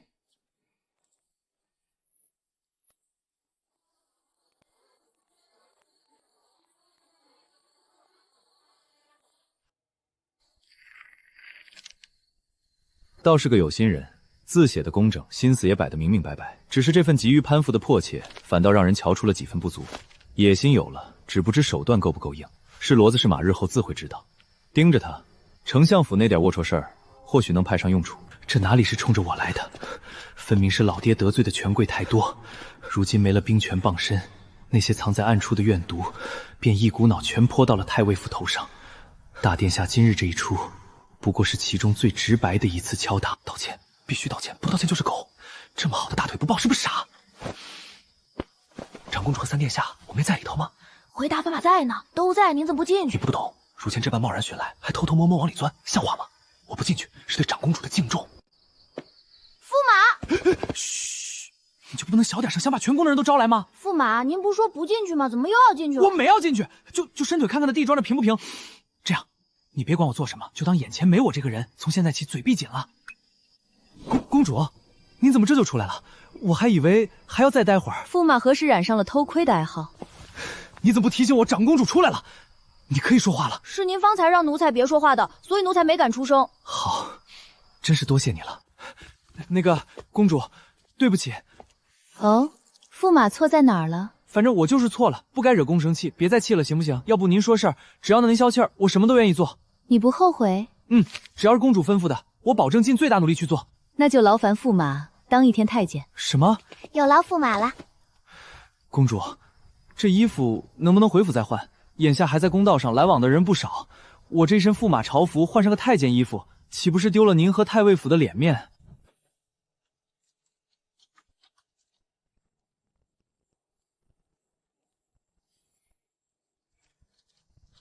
公子你，啊！天哪，长公主和驸马这光景，竟是我头一个撞见的。你受伤了？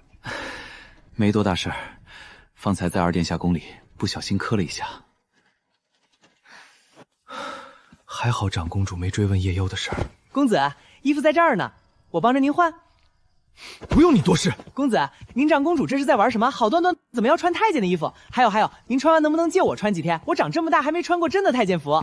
你脑子是被门夹了还是被马踹了？太监服有什么好穿的？你要是实在想穿，我现在就去找长公主说，把你送进皇宫做个真太监，省得你在这惦记一件衣服。别，公子我错了。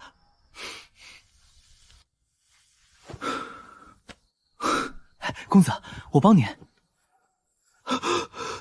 怎么伤得这么重？我就说怎么一动就疼得钻心，原来倾成这样了。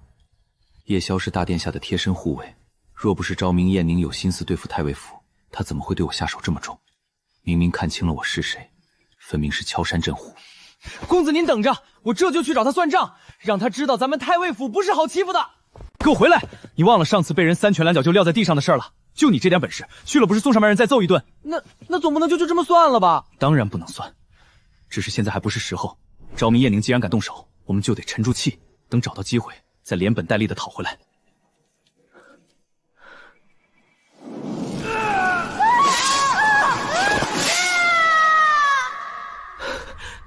公子，都是我不好，当年若不是我……你不服气也得给我憋着，谁让你不如人夜宵？严峰，你说你这么多年怎么功夫一点没有长进？夜宵一掌，武功估计又见长不少。我不服气，您就这么甘愿挨夜宵那一掌？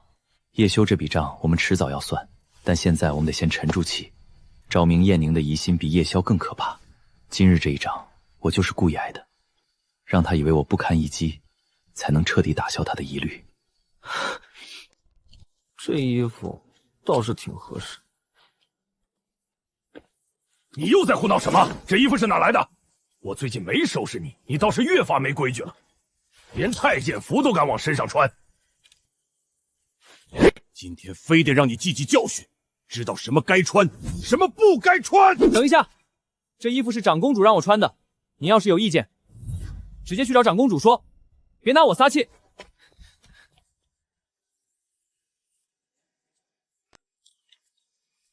这到底是怎么回事？长公主怎么会让她穿这种衣服？你刚才看见我爹那表情没？举着树枝不敢动的样子，太解气了。公子，您就别笑了。方才老爷那一下，看架势是真没留手，要是真打在您身上，就算有药膏，也得疼上好几天。你什么时候见你家公子做没把握的事？走，别耽误了正事。驸马穿这身衣服倒挺合身，要不然以后便常这么穿。那可使不得，公主您先前说了，只要我当一天太监，您就不生我的气了。您可是最尊贵的长公主，金口玉言，可不能说话不算数。既是来赔罪，总得有赔罪的样子。驸马先去给本宫泡壶茶来。太烫发涩，好好的茶叶浪费了。是吗？我尝尝看。是涩了点，应该是我没把第一遍水给倒了。我把这壶茶端回去自己喝，再去给你重新泡一壶。公主稍等，很快就好。不用了，放下吧。虽然有点涩，但也不是不能喝，别再麻烦了。也不知道刚才是谁说我浪费茶叶。你说什么？臣没说别的，臣是说公主人长得好看，心肠又好，是天底下最好的公主。你之前都是这么哄女孩子的？臣绝不是那样的人。之前我哪儿哄过女孩子啊？在书院里，身边全是一群糙老爷们儿，连个女眷的影子都见不着。再说公主，你看太尉府这地方，我爹天天板着脸，家里下人们都怕他。就算有其他女孩子敢上门，也得被我爹那气场吓走，哪轮得到我接触？我身边平时就只有严峰跟着，后来顶多再加个二殿下，全是男的。长公主，有些话我不知道该不该说，怕说了越界，但我还是想跟你说，你别生气。那天晚上我真没别的意思，不是故意冒犯你，我就是想多了解了解你。驸马，我饿了，吩咐厨房传膳吧。严峰，你说公主平时爱吃什么，总不能拿凉馒头给她吧？公子，您连灶火都不会点，在这儿琢磨也是白搭，不如去问问长公主带来的于大厨，他跟着公主多年，肯定知道公主的口味，总比您在这儿瞎找强。你这脑袋今天倒是灵光，早这么说不就完了？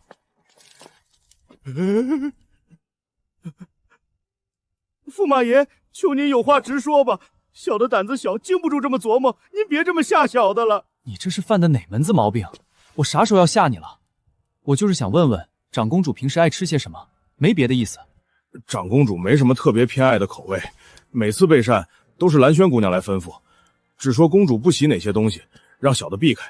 至于做什么菜，蓝轩姑娘倒让小的自由发挥。那长公主具体不喜欢什么？公主不爱吃味道重的。没了？没了。合着我跟你在这儿耗了半天，就只问出这么一句。行了行了，你赶紧起来做菜吧，公主等着，别让她饿久了。撤了吧。公主满打满算也没吃几口，方才还说饿，怎么吃这么点就停了？这么瘦，真不知道这么多年是怎么过来的。长公主，你是不是还有别的吩咐？长公主，是不是我哪里做错了？您要是有话，不妨直说。您这样盯着我，我心里实在发慌。我们有话好好说，好不好？陪我出去走走。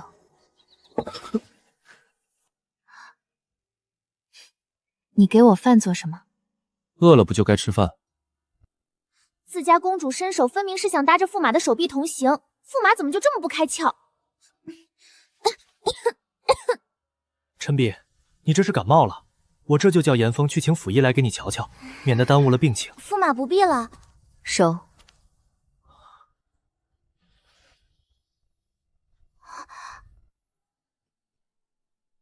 驸马，还站着做什么？走吧。好。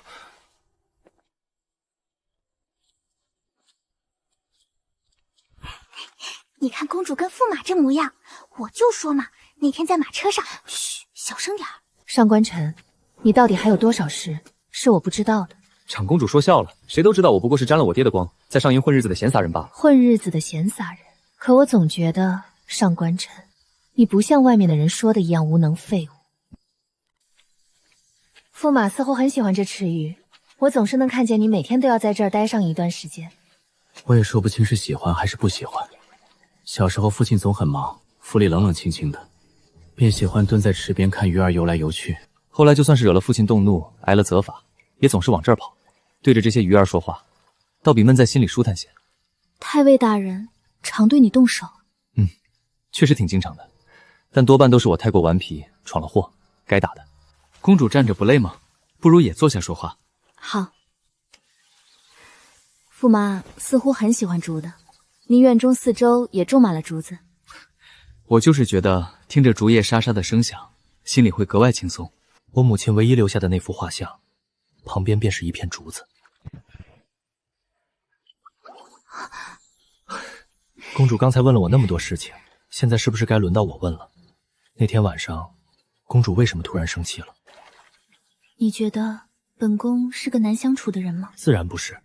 若公主真的难相处，我跟公主初见那天晚上，又或是后来不小心误睡了公主的床，我早该挨板子了，哪还能有现在跟公主坐在这儿聊天？公主平日那副冷冰冰的模样，或许只是为了护住自己。宫里的日子肯定不比宫外自在，处处藏着算计，步步皆是风险。更何况公主本就是众人瞩目的焦点，不竖起些锋芒，怕是要受更多委屈，又怎么能护得住三殿下？你是第一个说我好相处的人，自小便只有父皇还有渊儿他们待我真心，其余人接近我时，哪一个不是带着目的？上京中多少双眼睛盯着，盼着看我从云端摔下来，摔得粉身碎骨才好。你不是想知道那天晚上我为什么会突然生气？在外人看来，端静性子温婉，说话轻声细语，看着便惹人疼惜。你们男子不都偏爱这样柔弱和顺的女子吗？相反，我自小性子冷硬不讨喜，最初定下的婚事本就是你与端静，若不是后来换了婚，跟你拜堂成亲的人是他才对。你就没有想过，若是没有那一出换亲，你与他便是名正言顺的夫妻？想过，我的确想过，若是没有丞相府搞的那么一出，娶的便是端静公主。可每次想到这儿，我便不敢再想，实在是太可怕了。我要是娶了端静公主，那我这辈子也差不多毁了。我说实话，看着端静公主那柔柔弱弱的样子，每回就很难受，尤其她说话总是带着其他的含义，我就更受不了了。说到这儿，我还真的是谢谢魏行简，幸好是魏行简娶了她，他俩倒是天生一对，凑在一起再合适不过了。你这是在哄我吗？公主可冤枉我了，我说的全是实话，半分虚言都没有。在我眼里，公主直率坦荡，不做作，比端静公主好上100倍1000倍。公主本就是这世上最好的公主。母后和丞相夫人是自幼一同长大的闺中密友，两家往来素来亲近。也正是因为这层关系，魏行简小时候便常跟着他母亲进宫，丞相夫人也总有意无意地撮合我们。我至今也说不清，端静是什么时候跟魏行记熟络起来的。那时我年纪小，只觉得多了个温文尔雅的大哥哥，又因着母后与丞相夫人的交情，便总爱像条小尾巴似的跟在魏行记身后转。他待我人前也总摆出一副疼惜妹妹的模样，可我心里总隐隐觉得，他看我的眼神与看端静时不一样，对我是客气的、疏远的，对端静却多了几分说不清的纵容。后来母后走了，我突然觉得皇宫好陌生，就想躲着。那阵子整日闭着宫门，也不愿和人说话。也是从那时起，魏行简进宫的次数变少了，对我的态度更是变了。进宫也只是带着丞相府的任务来的，更是常常因为端静的事情指责我，或是说我不懂让着端静，或是说我性子孤僻不懂和人相处。那一刻我才彻底明白，他从前的好不过是看在母后的面子上。母后不在了，那份虚情假意也懒得装了，我不屑与他虚与为止。自那以后便再也没见过他。再次听到魏行锦的名字，已是父皇要为我赐婚的时候。他说这是母后生前便盼着的事，也算圆了他的遗愿。原来是这样啊！上京中人人都说皇上最疼长公主，我先前还纳闷，皇上既然疼您，为什么会将您许给魏行简？哪里配得上公主？分明不是良配。我都看得出来魏行简是什么东西。公主您别误会，我可不是什么喜欢背后嚼人舌根的小人。魏行简的品性，但凡有几分眼力见的人都能看得明明白白。他对公主的那些好，不过是踩着您的身份往上爬的算计罢了。我知道。长公主笑起来的样子跟平常很不一样，笑的时候周身像裹着暖光，连风都似温柔了几分，半点没有往日那股拒人千里的寒意。可若是不笑的时候，眉眼间又带着锋芒，既让人觉得难以靠近，又透着一股爬人不及的强大气场。那你觉得哪种更好？笑起来的长公主是你，不笑的时候带着锋芒的长公主也是你，都好。反正在我心里，长公主哪哪都好。上官城，我倒觉得对你越来越有兴趣了。你现在也跟平常很不一样。世人都说人是最复杂的，哪能一眼看尽？我到底还有多少模样没被公主发现？往后日子还长，公主慢慢便知道了。上官晨，你知不知道有句话，知道的越多，往往活不长久。你今天知道了我那么多事情，就不怕我为了封口，直接让人要了你的命？怕？怎么能不怕？我惜命得很，更怕疼。若真有那么一日，还望公主手下留情，下手清闲，给臣一个痛快，也好少受些苦楚。你这副样子，倒半点看不出怕的意思。我也有些累了，你送我回去吧。好。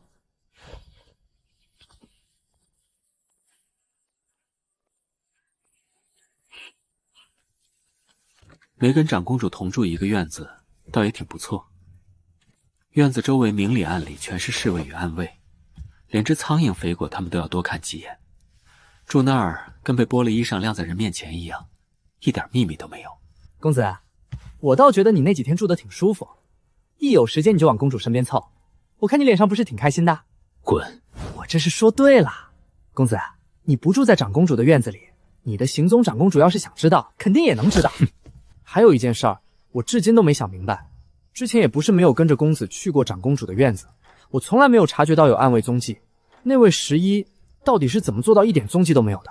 就你那点破功夫，还想察觉皇家暗卫的踪迹？连我都未曾察觉到十一的存在，更何况是你。你不能有点长进吗？你那功夫，我都怀疑我是你的护卫，到头来还要我救你。练武的时候你是不是偷懒了？公子，你这话可就冤枉我了。我也想长进，可底子摆在这儿，怎么练都赶不上。公子倒好，武学招式看一眼就能记住，平日里趴在假山上睡大觉，我在太阳底下练得汗流浃背，最后成效还不及公子的一成，这上天也太偏心了。行了，别在这儿唉声叹气了，赶紧收拾一下，我们出门。公子，这都快入夜了，咱们去哪儿？明日要去书院，董老夫子定要抽我回答问题，一想到他那吹胡子瞪眼的模样，我现在脑袋都疼。出去买些蜜饯，晚上临时抱佛脚的时候可以垫垫肚子，也能少困些。估摸着今晚也就睡2-3个时辰，能看多少是多少，总好过明天没回答让来被他罚抄几百遍《诗经》。这就去。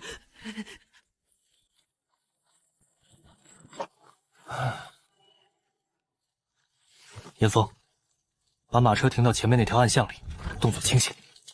公子，您这是要做什么？你猜猜，我刚才在马车上看见谁了？我哪猜得到？公子您就别绕弯子了，到底是瞧见谁了？宋志辉。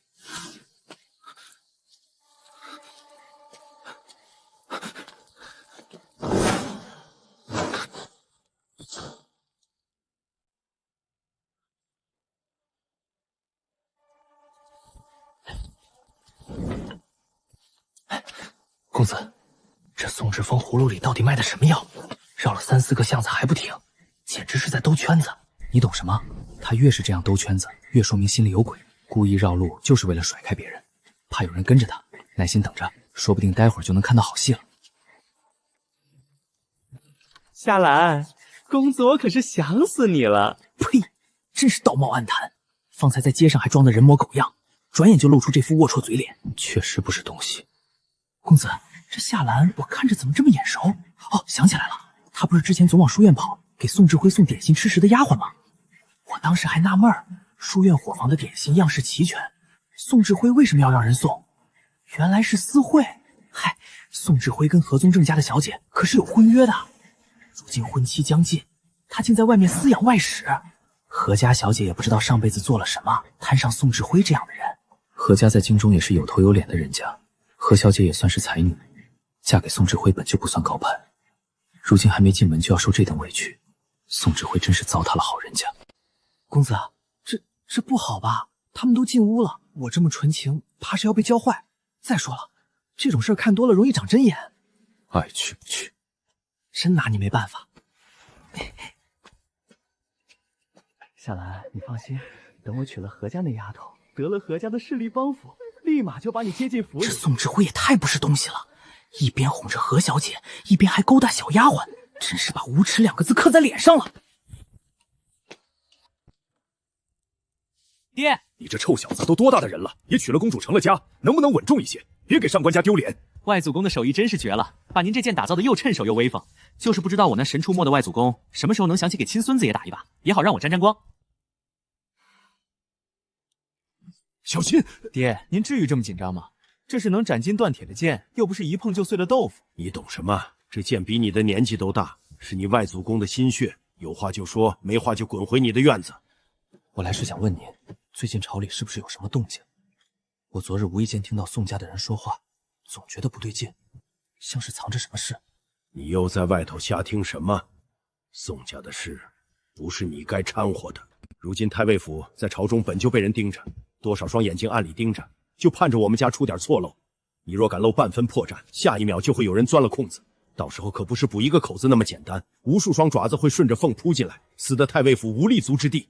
还有你那身武功更得藏严实了，当年让你学武是为了自保，不是让你在外头惹事儿。爹，您别这么紧张，我就是随口问问，哪有什么歪主意。再说了，如今我娶了长公主，和皇家也算沾了亲，有长公主在，旁人就算有心思，也得掂量掂量。爹，您最近也多留点心，最好离宋家远些。儿子总觉得宋家这阵子怕是要倒大霉了。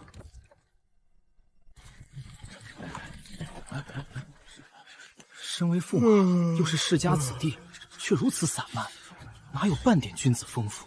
怎么各位同窗都盯着我看？莫不是我这几日没来书院，大家都想我了？真不知道院长是怎么想的，竟让这般无礼之徒进书院。可不是嘛，靠着娶公主攀附皇室，这算什么本事？说难听些，就是靠女人上位，实在不耻。谁不知道长公主与魏兄自幼一同长大，情谊深厚？若不是上官晨耍了手段，这大呼马之位怎么也轮不到他。魏兄如今怕是还在伤怀，好好的姻缘竟被这般搅了。站住！老夫在此等你半炷香了，你还想往哪儿躲？董夫子早啊！您今日气色真好，一看就是昨夜歇得安稳。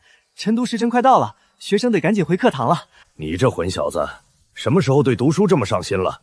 怕是回了课堂也只顾着趴在桌上补炫。老夫看着你长大，还能不知道你的底细？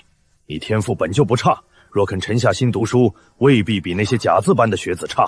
可你瞧瞧你如今的模样，你爹就你这一个儿子，上官家世代在沙场拼杀，保家卫国，何等荣光！如今你又成了驸马，本该更争口气，难道就甘心被人背后戳脊梁骨，说你是靠公主上位的软饭郎？吃软饭怎么了？能让公主愿意养着，也是一种本事。董夫子，您都说了那是我小时候的事情，我现在是真的不行了。您要有圆州泯然众人也的平常心，别在我身上费心了。堂堂7尺男儿，怎么就这点追求？上官家的血性到你这儿怎么就断了？你就甘愿顶着混吃等死的名头，让那些人嘲笑上官家后继无人？董夫子，你们这是在聊什么要紧事儿？也带我听听。二殿下来的正好，你且听听。方才老夫正说上官尘不知上进，你倒好，一来就没个皇子模样，凑什么热闹？夫子，其实我刚才是想跟您说，上官尘已经跑了。上官兄，许久不见，长公主近来过得可好？长公主素来浅眠，夜里稍有动静便会醒。上官兄夜里行事，还请轻些才好。再者，长公主喜静，不爱听人多言。上官兄平日里若能少些话，或许更合公主心意。停！魏二驸马，你这话是什么意思？当着这么多同窗的面说这些关于长公主闺中作息的话，是想故意毁她清白吗？什么叫夜里动静清些？这话传出去，旁人会怎么揣测长公主？你身为二驸马，不思维护皇家颜面，反倒在这里嚼舌根。若让二公主知道她的丈夫天天惦记着自己的长姐，不知会作何感想？上官兄误会了，我只是关心长公主罢了。关心？用这种毁人名声的方式关心？魏二驸马的关心，未免也太别致了些。上官尘，你别给脸不要脸。若不是我把长公主让给了你，你以为凭你一个废物能有机会靠近她？魏二公子这话就错了，脸是自己挣来的，哪有向人讨要的道理？长公主乃金枝玉叶，她愿与谁亲近，凭的是心意，岂是你一句让便能决定的？难不成在你眼里，公主竟是可以随意转葬的物件？看来上官兄是真误会了。我与长公主自小一同长大，所以她的一些习惯我自然清楚。更何况先皇后在世，常与我说要好好护长公主，自然长公主的事情我也就记得比其他事情牢了一些。魏二驸马说的都是陈年旧事了。昨日我家公主还与我闲聊，说是与魏二驸马已常年没有往来，倒是不知你这般惦记公主的日常，倒让我觉得该回去提一句，免得公主不知昔日故人还日日念着她。往后还请魏二驸马谨言慎行。如今你已是二公主的夫君，别总在人间提长公主的旧事，若被外人听了去，传承你惦念他人之妻，岂不是让二公主难堪？届时丢的可不止你魏家的颜面。上官尘，你少在这里逞口舌之快，你不就是仗着你爹是太尉吗？现在谁不知道太尉府半年前就把兵权上交了，如今就是个空架子。你爹连朝堂上的席位都挪到后排了，自身难保，你还敢在这里耀武扬威？宋公子这话倒像是替魏二驸马鸣不平，只是不知这话若是传到皇上耳中，会不会觉得魏二驸马不仅惦记长公主，还煽动书院学子妄议朝政？太尉府上交兵权是忠君爱国，只要天圣有序，陛下有诏，别说兵权，太尉府上下便是性命也能即刻奉上。何时起，忠君爱国竟成了可被诋毁的由头？你们尽可嘲讽我上官尘无能，却没半分资格评价太尉府，更没资格辱我父亲。当年我祖父带着4位伯父征战时，你们尚在哪儿？如今倒有脸站在这里说三道四。若换作你们，敢披甲上阵，直面蛮族的刀锋吗？那场战争，我祖父与4位伯父尽数战死，尸骨都未能全带回京。如今的太尉府，每一块毡瓦都浸着先人的血。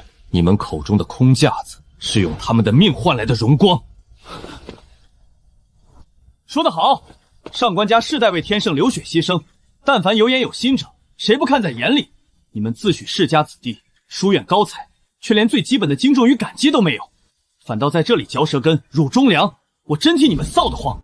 青云书院乃天圣最高学府，教的是经世济民之学，养的是忠君爱国之士。可今日见了诸位的眼界，倒让本宫怀疑，这书院教的究竟是圣贤书，还是搬弄是非的伎俩？今日之事皆因我而起，是我一时糊涂，与旁人无关。上官兄，你我毕竟同窗一场，今日之事能否就此作罢？宋兄方才失言，我代他向你赔罪。魏二驸马这里我可受不起。我上官家虽不比魏家会钻营朝政之事，却也讲究行得正坐得端。都杵在这里做什么？是课业太轻，力气都没处使了，全都有。绕着书院外的跑道跑5圈，现在立刻动起来！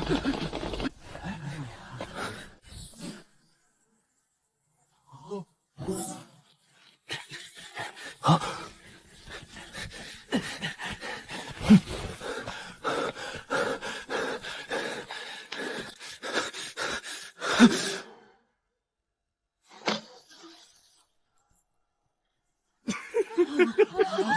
快去找孔教师！二殿下，要不要去看好戏？什么好戏？隔壁不就是女学？我记得何家小姐是不是就在里头就读？你盯着女学看什么？难不成是看上何家小姐了？我可告诉你，你要是敢对穗安3心2意，就别怪我跟你翻脸。你这脑子一天到晚都在想些什么？我问你何家小姐是谁？哦，你说的是何宗正家的那位，不是跟宋志辉有婚约吗？可惜了，好好一女子，怎么就跟宋志辉扯上关系了？不过你突然问他做什么？莫不是想搅了宋志辉那小子的姻缘？你要是真有主意，可得带上我。哼，殿下，你这爱凑热闹的性子，怕这辈子都改不了了。妙啊！小声点，这事若是传出去，可就没趣了。严峰，你说若给里面那位姑娘一个机会，能让她直接嫁入宋府，你说她会信宋志辉那些未实现的恐话，还是会选这条现成的捷径？捷径？公子指的是用孩子逼婚？可宋家毕竟是官宦人家，最看重门第，就算真有了孩子，宋家怕是也不会认，顶多给些银两打发了。但若是能让宋家不得不认呢？宋志辉与何家的婚约是2家一起定下的，若是何家知道他私藏外事，甚至有了骨肉，你说这门亲事还能成吗？可怎么传消息？而且宋家完全可以不认，直接解决了里面那个也是轻而易举的事情。如果说这孩子是宋家唯一的孩子呢？公子，您这手段够狠，可先前你不是还说这事儿你不想插手吗？怎么一个晚上过去就改了主意？能让何家小姐看清宋志辉那恶心的真面目，倒也算一件积德行善的事。况且上京里那些人不都喜欢在背后嚼舌根，说我是克母的灾星吗？既是灾星，自然要发挥些灾星的本事，让那些心思不正的人尝尝祸事临头的滋味。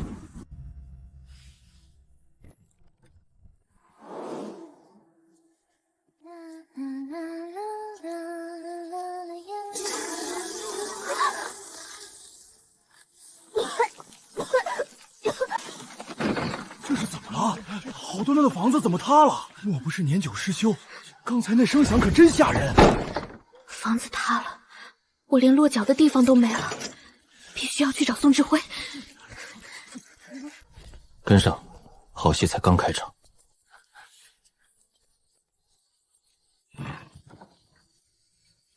你怎么敢直接跑到府门口来？我不是反复叮嘱过让你安分待着，不要四处露面。眼下正是我与何家议亲的关键时候。若是被人瞧出你我之间的关系，这门亲事黄了不说，我在上京好不容易攒下的名声也得毁了。公子，奴婢也不想来叨扰您的，可方才奴婢回那院子时，好好的屋子竟突然塌了，奴婢连件换洗的衣裳都没来得及抢出来，除了来找公子，实在是走投无路了。公子，您就是奴婢的天，若是连您都不管奴婢了，奴婢真不知道该怎么办才好。等何家小姐过了门，我立马带你进府做侍妾。公子，我还没看完呢，这宋志辉哄人的说辞也太假了。现在是什么时辰？再耽搁下去，难不成要留在这里看他们到天黑？可你先前不是说带我出来看看热闹吗？这才看了一半。你这么想看，不如就留在这儿，帮我盯着夏竹，看他接下来要去哪儿。若有风吹草动，立刻去府里找我。公子，我不看了，我跟您走还不行吗？您等等我呀！书院下学时辰早过了，你这是去哪儿了？还有你这一身是不是掉坑里了？爹，儿子是去办了件要紧事。少跟我扯这些有的没的，给我去祠堂跪着。爹，我水米未沾，祖宗们若是知道我饿着肚子跪祠堂，定然也会心疼。不如我先去用饭。少废话，现在就去。大人，公主在府中候着驸马一同用晚膳，特命奴婢前来看看。兰萱，你快回去跟公主说，我今日去不了了，我爹要罚我跪祠堂。莫听这小子胡说，我哪是让他跪祠堂，是催他回去洗漱换衣。还敢跟你媳妇儿告状了？这笔账我先记着，还不滚回去洗漱换衣！真是亲爹，有本事你也跟我娘告状去啊！可惜我娘不在了。回公主，今日下学后，驸马与严峰去了南向宋志辉养外室的院子，待了约1刻钟便出来了。之后，驸马跟着那外室去了宋府。宋家，宋太仆家正与何宗正府议亲，娶的是何宗正的嫡女。驸马与何家小姐又有什么关系？何家小姐如今在女学上课，属下尚未查清更深牵扯。不用了，你先下去，此事不必声张。公主这是怎么了？是谁惹你不高兴了？公主既然不想说话，那便听我说。昨日我撞见了宋志辉，心里犯疑，便跟了上去，发现他在南巷养了外室，那丫鬟名叫夏竹。最荒唐的是，宋志辉下个月就要迎娶何宗正家的嫡小姐，他倒好，瞒着何家在外头养人。听你这语气，倒是很可怜那位何家小姐。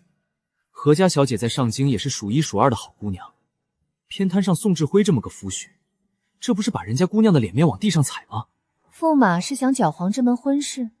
公主莫不是与我想到一处去了？我心里已有盘算，这事若是成了，也算是救何婉清于水火。公主等着看结果便是。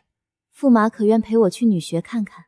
母后还在时，常与我说，女子不该只困在后宅。公主，先皇后若泉下有知，见如今已有女学，定会高兴的。明日你陪我去女学。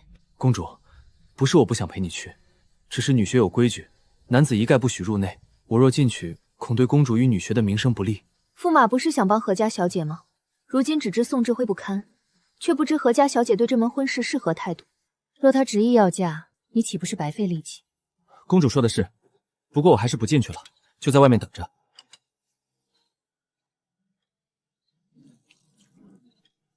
公主是不是身子不适？月事来了。看来驸马对女子之事倒是很了解，听这语气，倒不像是身边没亲近过女子的样子。公主，我那些都是从书本上看来的。再说，你看我这模样，读书不会，骑射也差，哪个姑娘能看得？除非是眼睛有问题，或者脑子不清楚的，才会选我做夫婿。驸马这话是在暗指本宫没有长眼吗？按你这说法，就是本宫脑子不清楚了。公主，我不是这个意思。那你是什么意思？谁跟你说本宫生气了？驸马若是真有喜欢的人，本宫可以帮你纳妾。公主，我可没有一点纳妾的意思，这辈子都没有。驸马若用完了膳，便早些回自己的院子吧，免得耽误了明日去女学。谁先动了心，谁就先落了下风，不能动心。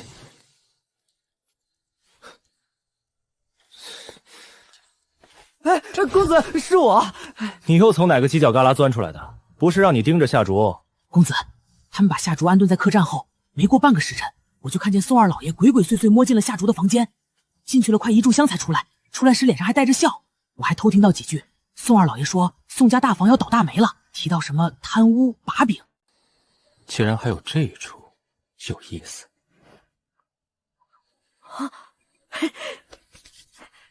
公主，驸马约定的时间早过了，要不我们先女学吧，外面也热。直接去女学。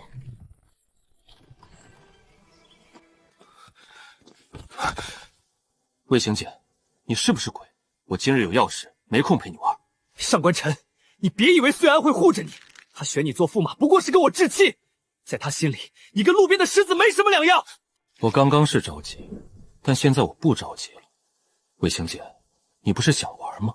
我现在就陪你玩玩。上官晨，你疯了不成？快松开我！今日我便让你亲眼看看，你口中的废物是怎么把你打成真废物的。我爹是当朝丞相，你给我等着！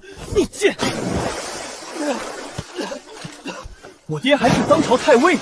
论家世，我哪点不如你？你就是所有人都看不起。你这上京第一才子是怎么被我这个第一废物按在水里打的？我的天，这上官晨也太猛了吧！以后可得离他远些。还不下去把人拉开！你们是要看闹出人命吗？别打了！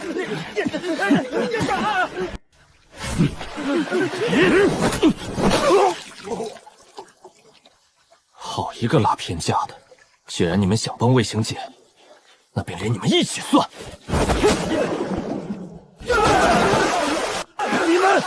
你们快去把胡言叫来，必须把他们分开。你在这盯着，若上官晨没吃亏，就别上前凑热闹。要是看见他落了下风，再立刻下去帮他。参见长公主。17。刘莹，去太医院，请司空院手过来替驸马诊脉。长公主这是要护着上官晨。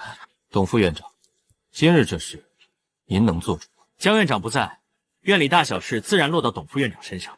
上官晨，你若有冤屈，尽管说出来。长公主，我什么性子您最是清楚。今日之事大家都看在眼里，还请长公主为我做主。二驸马这话倒是有趣，本宫何时最清楚你的性情？至于今日之事，本宫相信自己的驸马。若不是二驸马做了什么逾矩之事惹恼了他，他断不会对你动手。长公主，上京中谁不知晓，我与您早有婚约。若不是上官晨用了卑鄙手段从中作梗，今日站在您身边的本该是我。魏行姐，你是还没挨够打？太尉府不是你几句话就能污蔑的，再乱说话，就不要怪我将你那些见不得人的事情全抖出来。魏行姐，你口口声声说太尉府用了手段，若有证据尽可呈给父皇，若拿不出证据，便是公然污蔑朝廷重臣。至于你私下做的那些龌龊事，我劝你好自为之。董副院长，还有诸位同窗，今日这事本就这么过去了。可魏行简执意要撕破脸，那我上官晨也豁出去了。魏行简好南风，前些日子屡次对我纠缠不舍，今日更在书院偏僻处对我动手动脚。我上官家世代忠良，怎容他做这等龌龊事？你放屁！上官晨，你说你不好南风，那你天天盯着我不放是为什么？我今日要去见长公主，你挡在前面硬是不让我去，这又算什么？还是说你即便娶了端静公主，心里还在觊觎长公主？董副院长，长公主殿下，还有诸位同匡，今日之事全是误会。近来我跟着五行师傅学了些牵遣拳脚，正愁无人对练，方才见着上官兄，猛然起上官家世代上武正是最合适的对练之人。是我一时唐突，话没说清，才让上官兄误会了，还望上官兄莫怪。原来是误会，魏兄这就见外了，往后有这般心思，直说便是。既然是场误会，那便散了吧。今日之事，诸位烂在肚子里便可。本宫若听到半点闲言碎语，可别怪本宫不顾情面。是，谨遵长公主吩咐。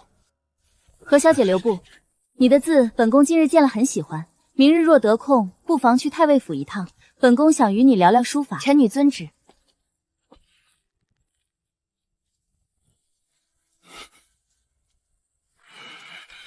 兰旭，去将驸马的东西搬去本宫的院子。司空静稍后会来诊脉，直接带去本宫院子。是公主。二皇兄还不回府？我还有些话要问上官晨，等司空静来了我便走。太尉大人，您不用管我，自去忙您的事便是。你可真有你的，连好南风这种说辞都能临时想出来。魏行简这回可真是吃了大亏，有气也只能往肚子里咽。不这么说，今天的事情哪有那么容易收场？魏行简记仇得很，一定会找机会报复回来。不过今日这出是真痛快，咱俩配合天衣无缝。话说回来，你跟穗安怎么看着不太一样？你老实说，是不是要转正了？时辰不早了，您还是早些回府吧。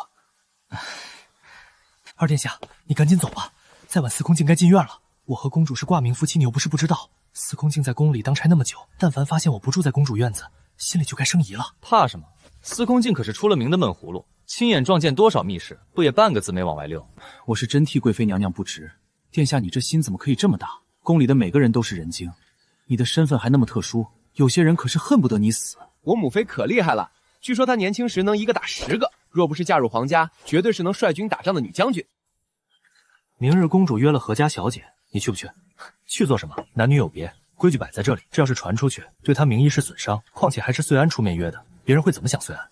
自然不是让你光明正大的去，只需寻个隐蔽处藏着。宋志辉他二叔在跟他抢同一个女人。什么？宋家东西竟然妄想何家小姐？不行，我得想个办法弄一弄这宋家老头。二殿下，你是不是虎？我说的是客栈里那个夏竹，不是何家小姐。那老头一看就不是正经人，穿得体面，可脚不虚夫，腰都挺不直，一看就是被酒肉美色掏空了身子，盯着他们叔子争女人，说不定还能揪出这些其他的东西。你老盯着我做啥？二殿下，为什么对何家小姐这么上心？前几日我提宋志辉未婚妻时，你那样子从未见过何家小姐，怎么今天这么紧张？你说什么？那个我先走了，待会儿司空静真来了。这么心虚，我看不对劲的人是你才对。臣参见长公主，大驸马。起来吧，驸马今早落了水，你替他看看，不要留了病根。公主，驸马脉象平稳，身子无大碍，只是体内肝火郁结，想来是近日劳心所致。微臣稍后拟一方清润药膳，至于面上外伤，微臣会送一盒红血曲曲的膏药来。有劳司空大人费心。兰旭，送司空大人出府。司空大人，请随奴婢这边走。公主就不想问问我？公主，别下棋了，屋子里就只有我们俩，你就不能跟我聊几句？驸马有话，不妨留到明日。明日本宫约了何家小姐，驸马若有兴致，可与她慢慢说。我跟她有什么好说的？我连她长什么样都不知道，哪来的话聊？驸马既不认得何小姐，为什么对她的事那么上心？我哪里是在意她，我是盯着宋志辉。公主，不会是疑心我跟何家小姐有什么，这2天才不愿意理我？没有。长公主会不会觉得我这么做太过小心眼了？不会，宋志辉落得什么下场都是咎由自取。今日我见过了何家小姐，是个很不错的女子，宋志辉配不上她。现在，驸马可以说说你的计划了。公主，这里面有一些龌龊之事，我怕污了公主的耳朵。我自小在宫中长大，人心诡谲，龌龊伎俩见的还少吗？再者，我想知道驸马的打算，无关其他，只是想听你说。先前我和严峰跟着宋志辉安置那个丫鬟，严峰那小子倒真撞破了有意思的事。那丫鬟竟和宋家二老头有着不清不楚的牵扯，原本盘算是让宋志辉在众人面前丢尽颜面，可如今牵扯出宋府二老头，就另做打算了。我也想去看看。可别去了，公主，那场面实在不像话，会脏了你的眼睛。你等着我回来，我跟你说。二皇兄能去，我为什么不能去？二殿下是男子，不一样。公主是金枝玉叶，那画面真的会污了公主眼睛。公主，你就听我一回，别去了。若我偏要去呢？上官晨，你当真觉得能拦得住我？你若不肯带我去，我自会寻别的法子，亲自去看个究竟。去，怎么能不去？既然公主想去，那我们就去，我带公主去。这位祖宗要是再闹脾气，可受不了。你脸还好吗？说起来这会儿倒真有些酸胀，不过魏行简那小子吃的亏可比我好多了，这一拳也是阴面，当时好几个人拉着我胳膊，他趁机偷袭得手，有本事1对1。今日你便歇在这儿吧。你今天要是出了这院门，太尉大人那边怕是马上就能去堵你。丞相府今日虽然咽下这口气，但以魏家的行事风格，断不会善罢甘休。你以后做事小心一些，别给人抓住把柄。公主，您前面在我爹面前说那番话，是不是故意的？先前换亲的事情已经闹得沸沸扬扬，如今我们已经是夫妻，不同居一处的消息绝不能传出去。院内的丫鬟和侍卫都是我亲手挑选，嘴风严实，可日久天长，难免有疏忽漏嘴的事了。一旦走漏风声，轻则落人口实，重则会被有心人利用。无论是对你上官家，还是对我皇家颜面，都没好处。公主倒是会找由头，明明是担心我，偏要往那些大道理上扯。得了，反正她的心思猜不透，猜不透。废物，真是个彻头彻尾的废物！老夫耗费10数年心血培养你，你连个上官晨都斗不过。就你这脑子，还妄想着让大殿下重用你。若是风儿有你这么大，今日与公主成婚的就会是他，哪里轮得到你？爹，您终于肯把心里话都说出来了。出生那日起，府里的目光便全粘在他身上。可我日夜苦读，拼尽全力想让您多看我一眼，可你们眼里从来没有我。他是您的儿子，难道我就不是吗？您张口闭口骂我是废物，那您呢？养出我这个废物的爹，又算什么老废物吗？老爷，二公主来了。待会儿见了二公主，什么话该说，什么话不该说，你最好想清楚。臣魏敬之参见二公主殿下。丞相大人免礼，以后在府中无需这般拘礼。魏哥哥这脸是怎么了？怎的伤成这样？公主，行简身上的伤是大驸马打的。上官晨，他算什么东西，竟敢对魏哥哥动手？大驸马的性情素来乖荡，行事全凭心意。今日不仅动手打了行简，还将他丢到了书院的池子里。行简自小饱读诗书，身子骨哪比得过习武的人？论蛮力，自然是行简吃亏。放肆！说好听点，他是皇家驸马；说难听点，不过是入赘皇家的外男，也敢这么嚣张？臣没事，上官晨有长公主殿下撑腰，今日之事臣忍下了，但这笔账，臣日后定会从上官晨身上一一讨回来。忍？凭什么要忍？他上官晨敢动手打你，便是没把我放在眼里。你是我的驸马，打了你不就等同于打我的脸吗？魏哥哥放心，今日这亏，本宫定然帮你讨回来。兰心，即刻备马，本宫也有些时日没过长姐了。有些事魏家不便亲自出手，免得落人口实。但二公主不同，她身份不一样，又是为驸马出头，即便事情闹大，也只会牵扯到皇家内政。可如此一来，所有人都会知道我被上官晨欺辱，还要靠公主为我出头，那时候我还有什么颜面？你以为你还有颜面？今日书院内外多少双眼睛看着你被上官晨踩在脚下，成大事者何惧一时之辱？明年你科举下场一举夺魁，届时所有失去的都会加倍回来。今日的账也别怪老夫心狠，你一并算在太尉府头上。邢简，你是爹的长子，是魏家的嫡长子，爹怎么可能不在乎你？正因为把所有期许都放在你身上，才会对你这般严苛。莫要记恨爹，爹都是为了你好。还有风儿，他打小就跟你亲近，心里从来都是向着你的。你们兄弟二人本该同心同德。爹，儿子明白。公主，我能不能去床上睡？这软榻看着是不错，但是睡着硌得慌。公主，公主这是睡了。公主，公主。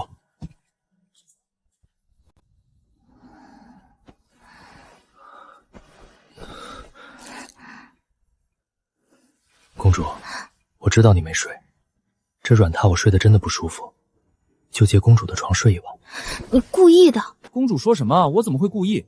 那软榻确实饿得慌，更何况这床之前本来就是我的，我都睡习惯了。我就是搂着公主，其他什么心思真的没了。我向公主保证，除了这个，绝对不会再做出什么事情来。要是有别的，公主直接把我踹下去。你先把你的手放开。我错了，睡着之前我肯定规规矩矩的，绝不对公主动手动脚。可睡着了，我从小就习惯抱着东西睡，之前都是抱着被子，现在公主在旁边。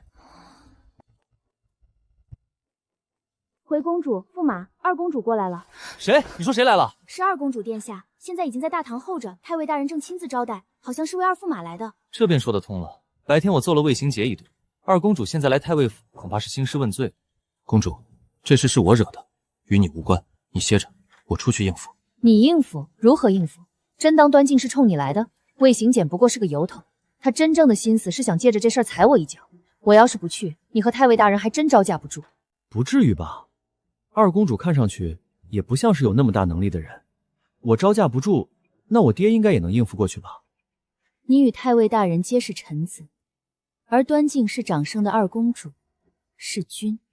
只要她不做出谋逆违法的事，哪怕在正厅说你恃强凌弱，欺压二驸马，你和太尉大人能奈他何？斥责他便是以下犯上，反驳他，他只需抹着眼泪说你们仗势欺人。但我不同，我是他的长姐，论辈分，论父皇的宠爱，我都压他一头。还是公主想的周全，估计我爹现在就招架不住了。他管得了军营里的那些糙汉，可不见得能治得了公主。臭小子，自己在外头闯了祸，倒让老夫在这儿替你受这份罪。太尉大人倒是会说，一句误会便能将本宫驸马的事轻轻解过，这便是太尉府的规矩。今日他敢对本宫驸马动手，明日是不是就敢对本宫不敬？往后是不是连父皇的话，你们太尉府都敢不当回事了？二公主息怒，今日书院之事真的就是一场误会。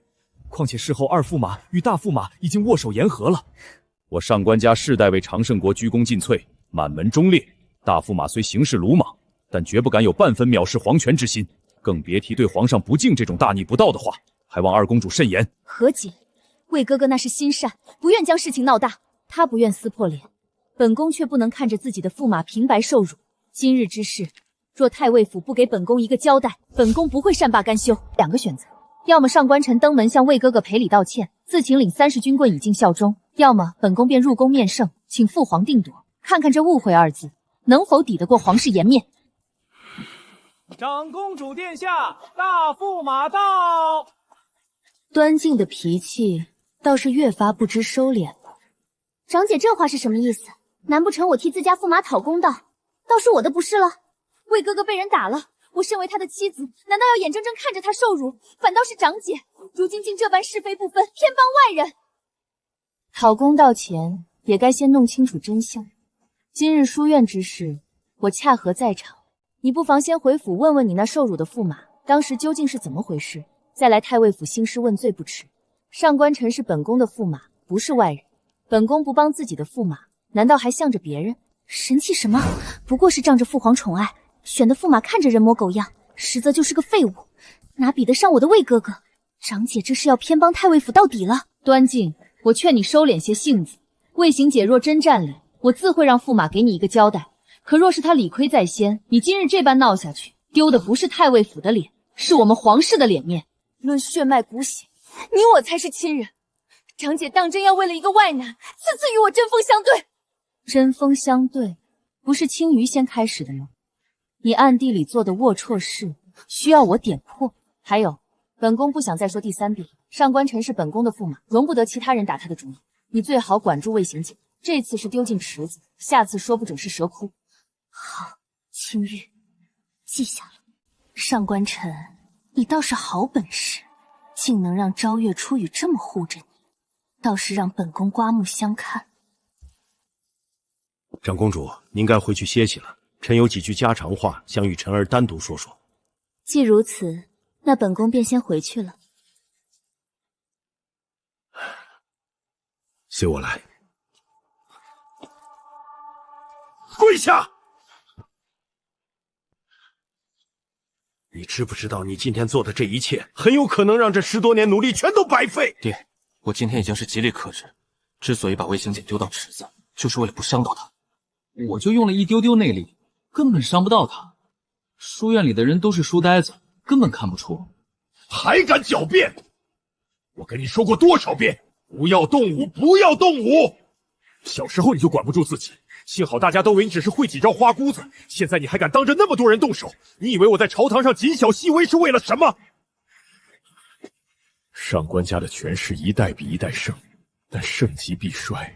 从你祖父那一辈起，便在暗中谋划着如何全身而退，为此他花了几十年，逐步缩减军中的势力。可天不遂人愿，那时陆家集中兵力帮皇上，致使边境空虚，云国趁机南下，朝堂无人可用。你祖父只能亲自入宫请战，带着我和你的几位叔伯出征。那一战打得惨烈，尸横遍野。你祖父还有几个叔伯战死沙场，只有我侥幸还活着。我扶着你祖父还有你几位叔伯的灵柩回来，皇上为弥补上官家的牺牲，将整场战事的功劳都算在了我头上。一夜之间，上官家的权势达到了鼎盛。可功高盖主者，鲜有善终。更何况当年云国突袭，又跟皇上有几分关系。这事虽无人敢明说，却成了皇上心头的一根刺。若不主动退隐，等待上官家的就是抄家灭族的下场。只有上官家后继无人，才能让皇上彻底放心。爹，儿子明白这些话您说了多少年，其中理我心里比谁都清楚。不过如今兵权已经全交给皇上，但皇上仍让您在军营挂着统帅之职。至于赐婚，虽阴差阳错从2公主换成了长公主，却更能说明陛下眼下并无对太尉府赶尽杀绝之心。若真要动手，何苦让皇家公主与上官家牵扯得这么深？起码现在皇上不会动我们。皇上的确不会轻易动我们，但朝堂之上并非只有皇上一人。上官家这么多年可得罪了不少世家勋贵，如今更与丞相府成了死敌。魏京之那个老狐狸心胸狭隘，睚眦必报。爹，有些事情你跟个乌龟一样缩着，真的有用吗？要我说，该硬气的时候硬气。皇上不会动上官家，但是不代表下一位君主不会动。如今太尉府已经是没有牙齿的老虎，真的要动，只是上位者的一句话。臭小子！爹，您不说话就是认为我说的对。要想上官家不出事，下一任君主绝对不能是大殿下。你这混小子，真是什么混话都敢往外冒。娶了长公主，你这胆子倒是愈发肥了，连储君都敢妄议。爹，你这话说的，你儿子的胆子从来就没小过，跟娶不娶长公主无关。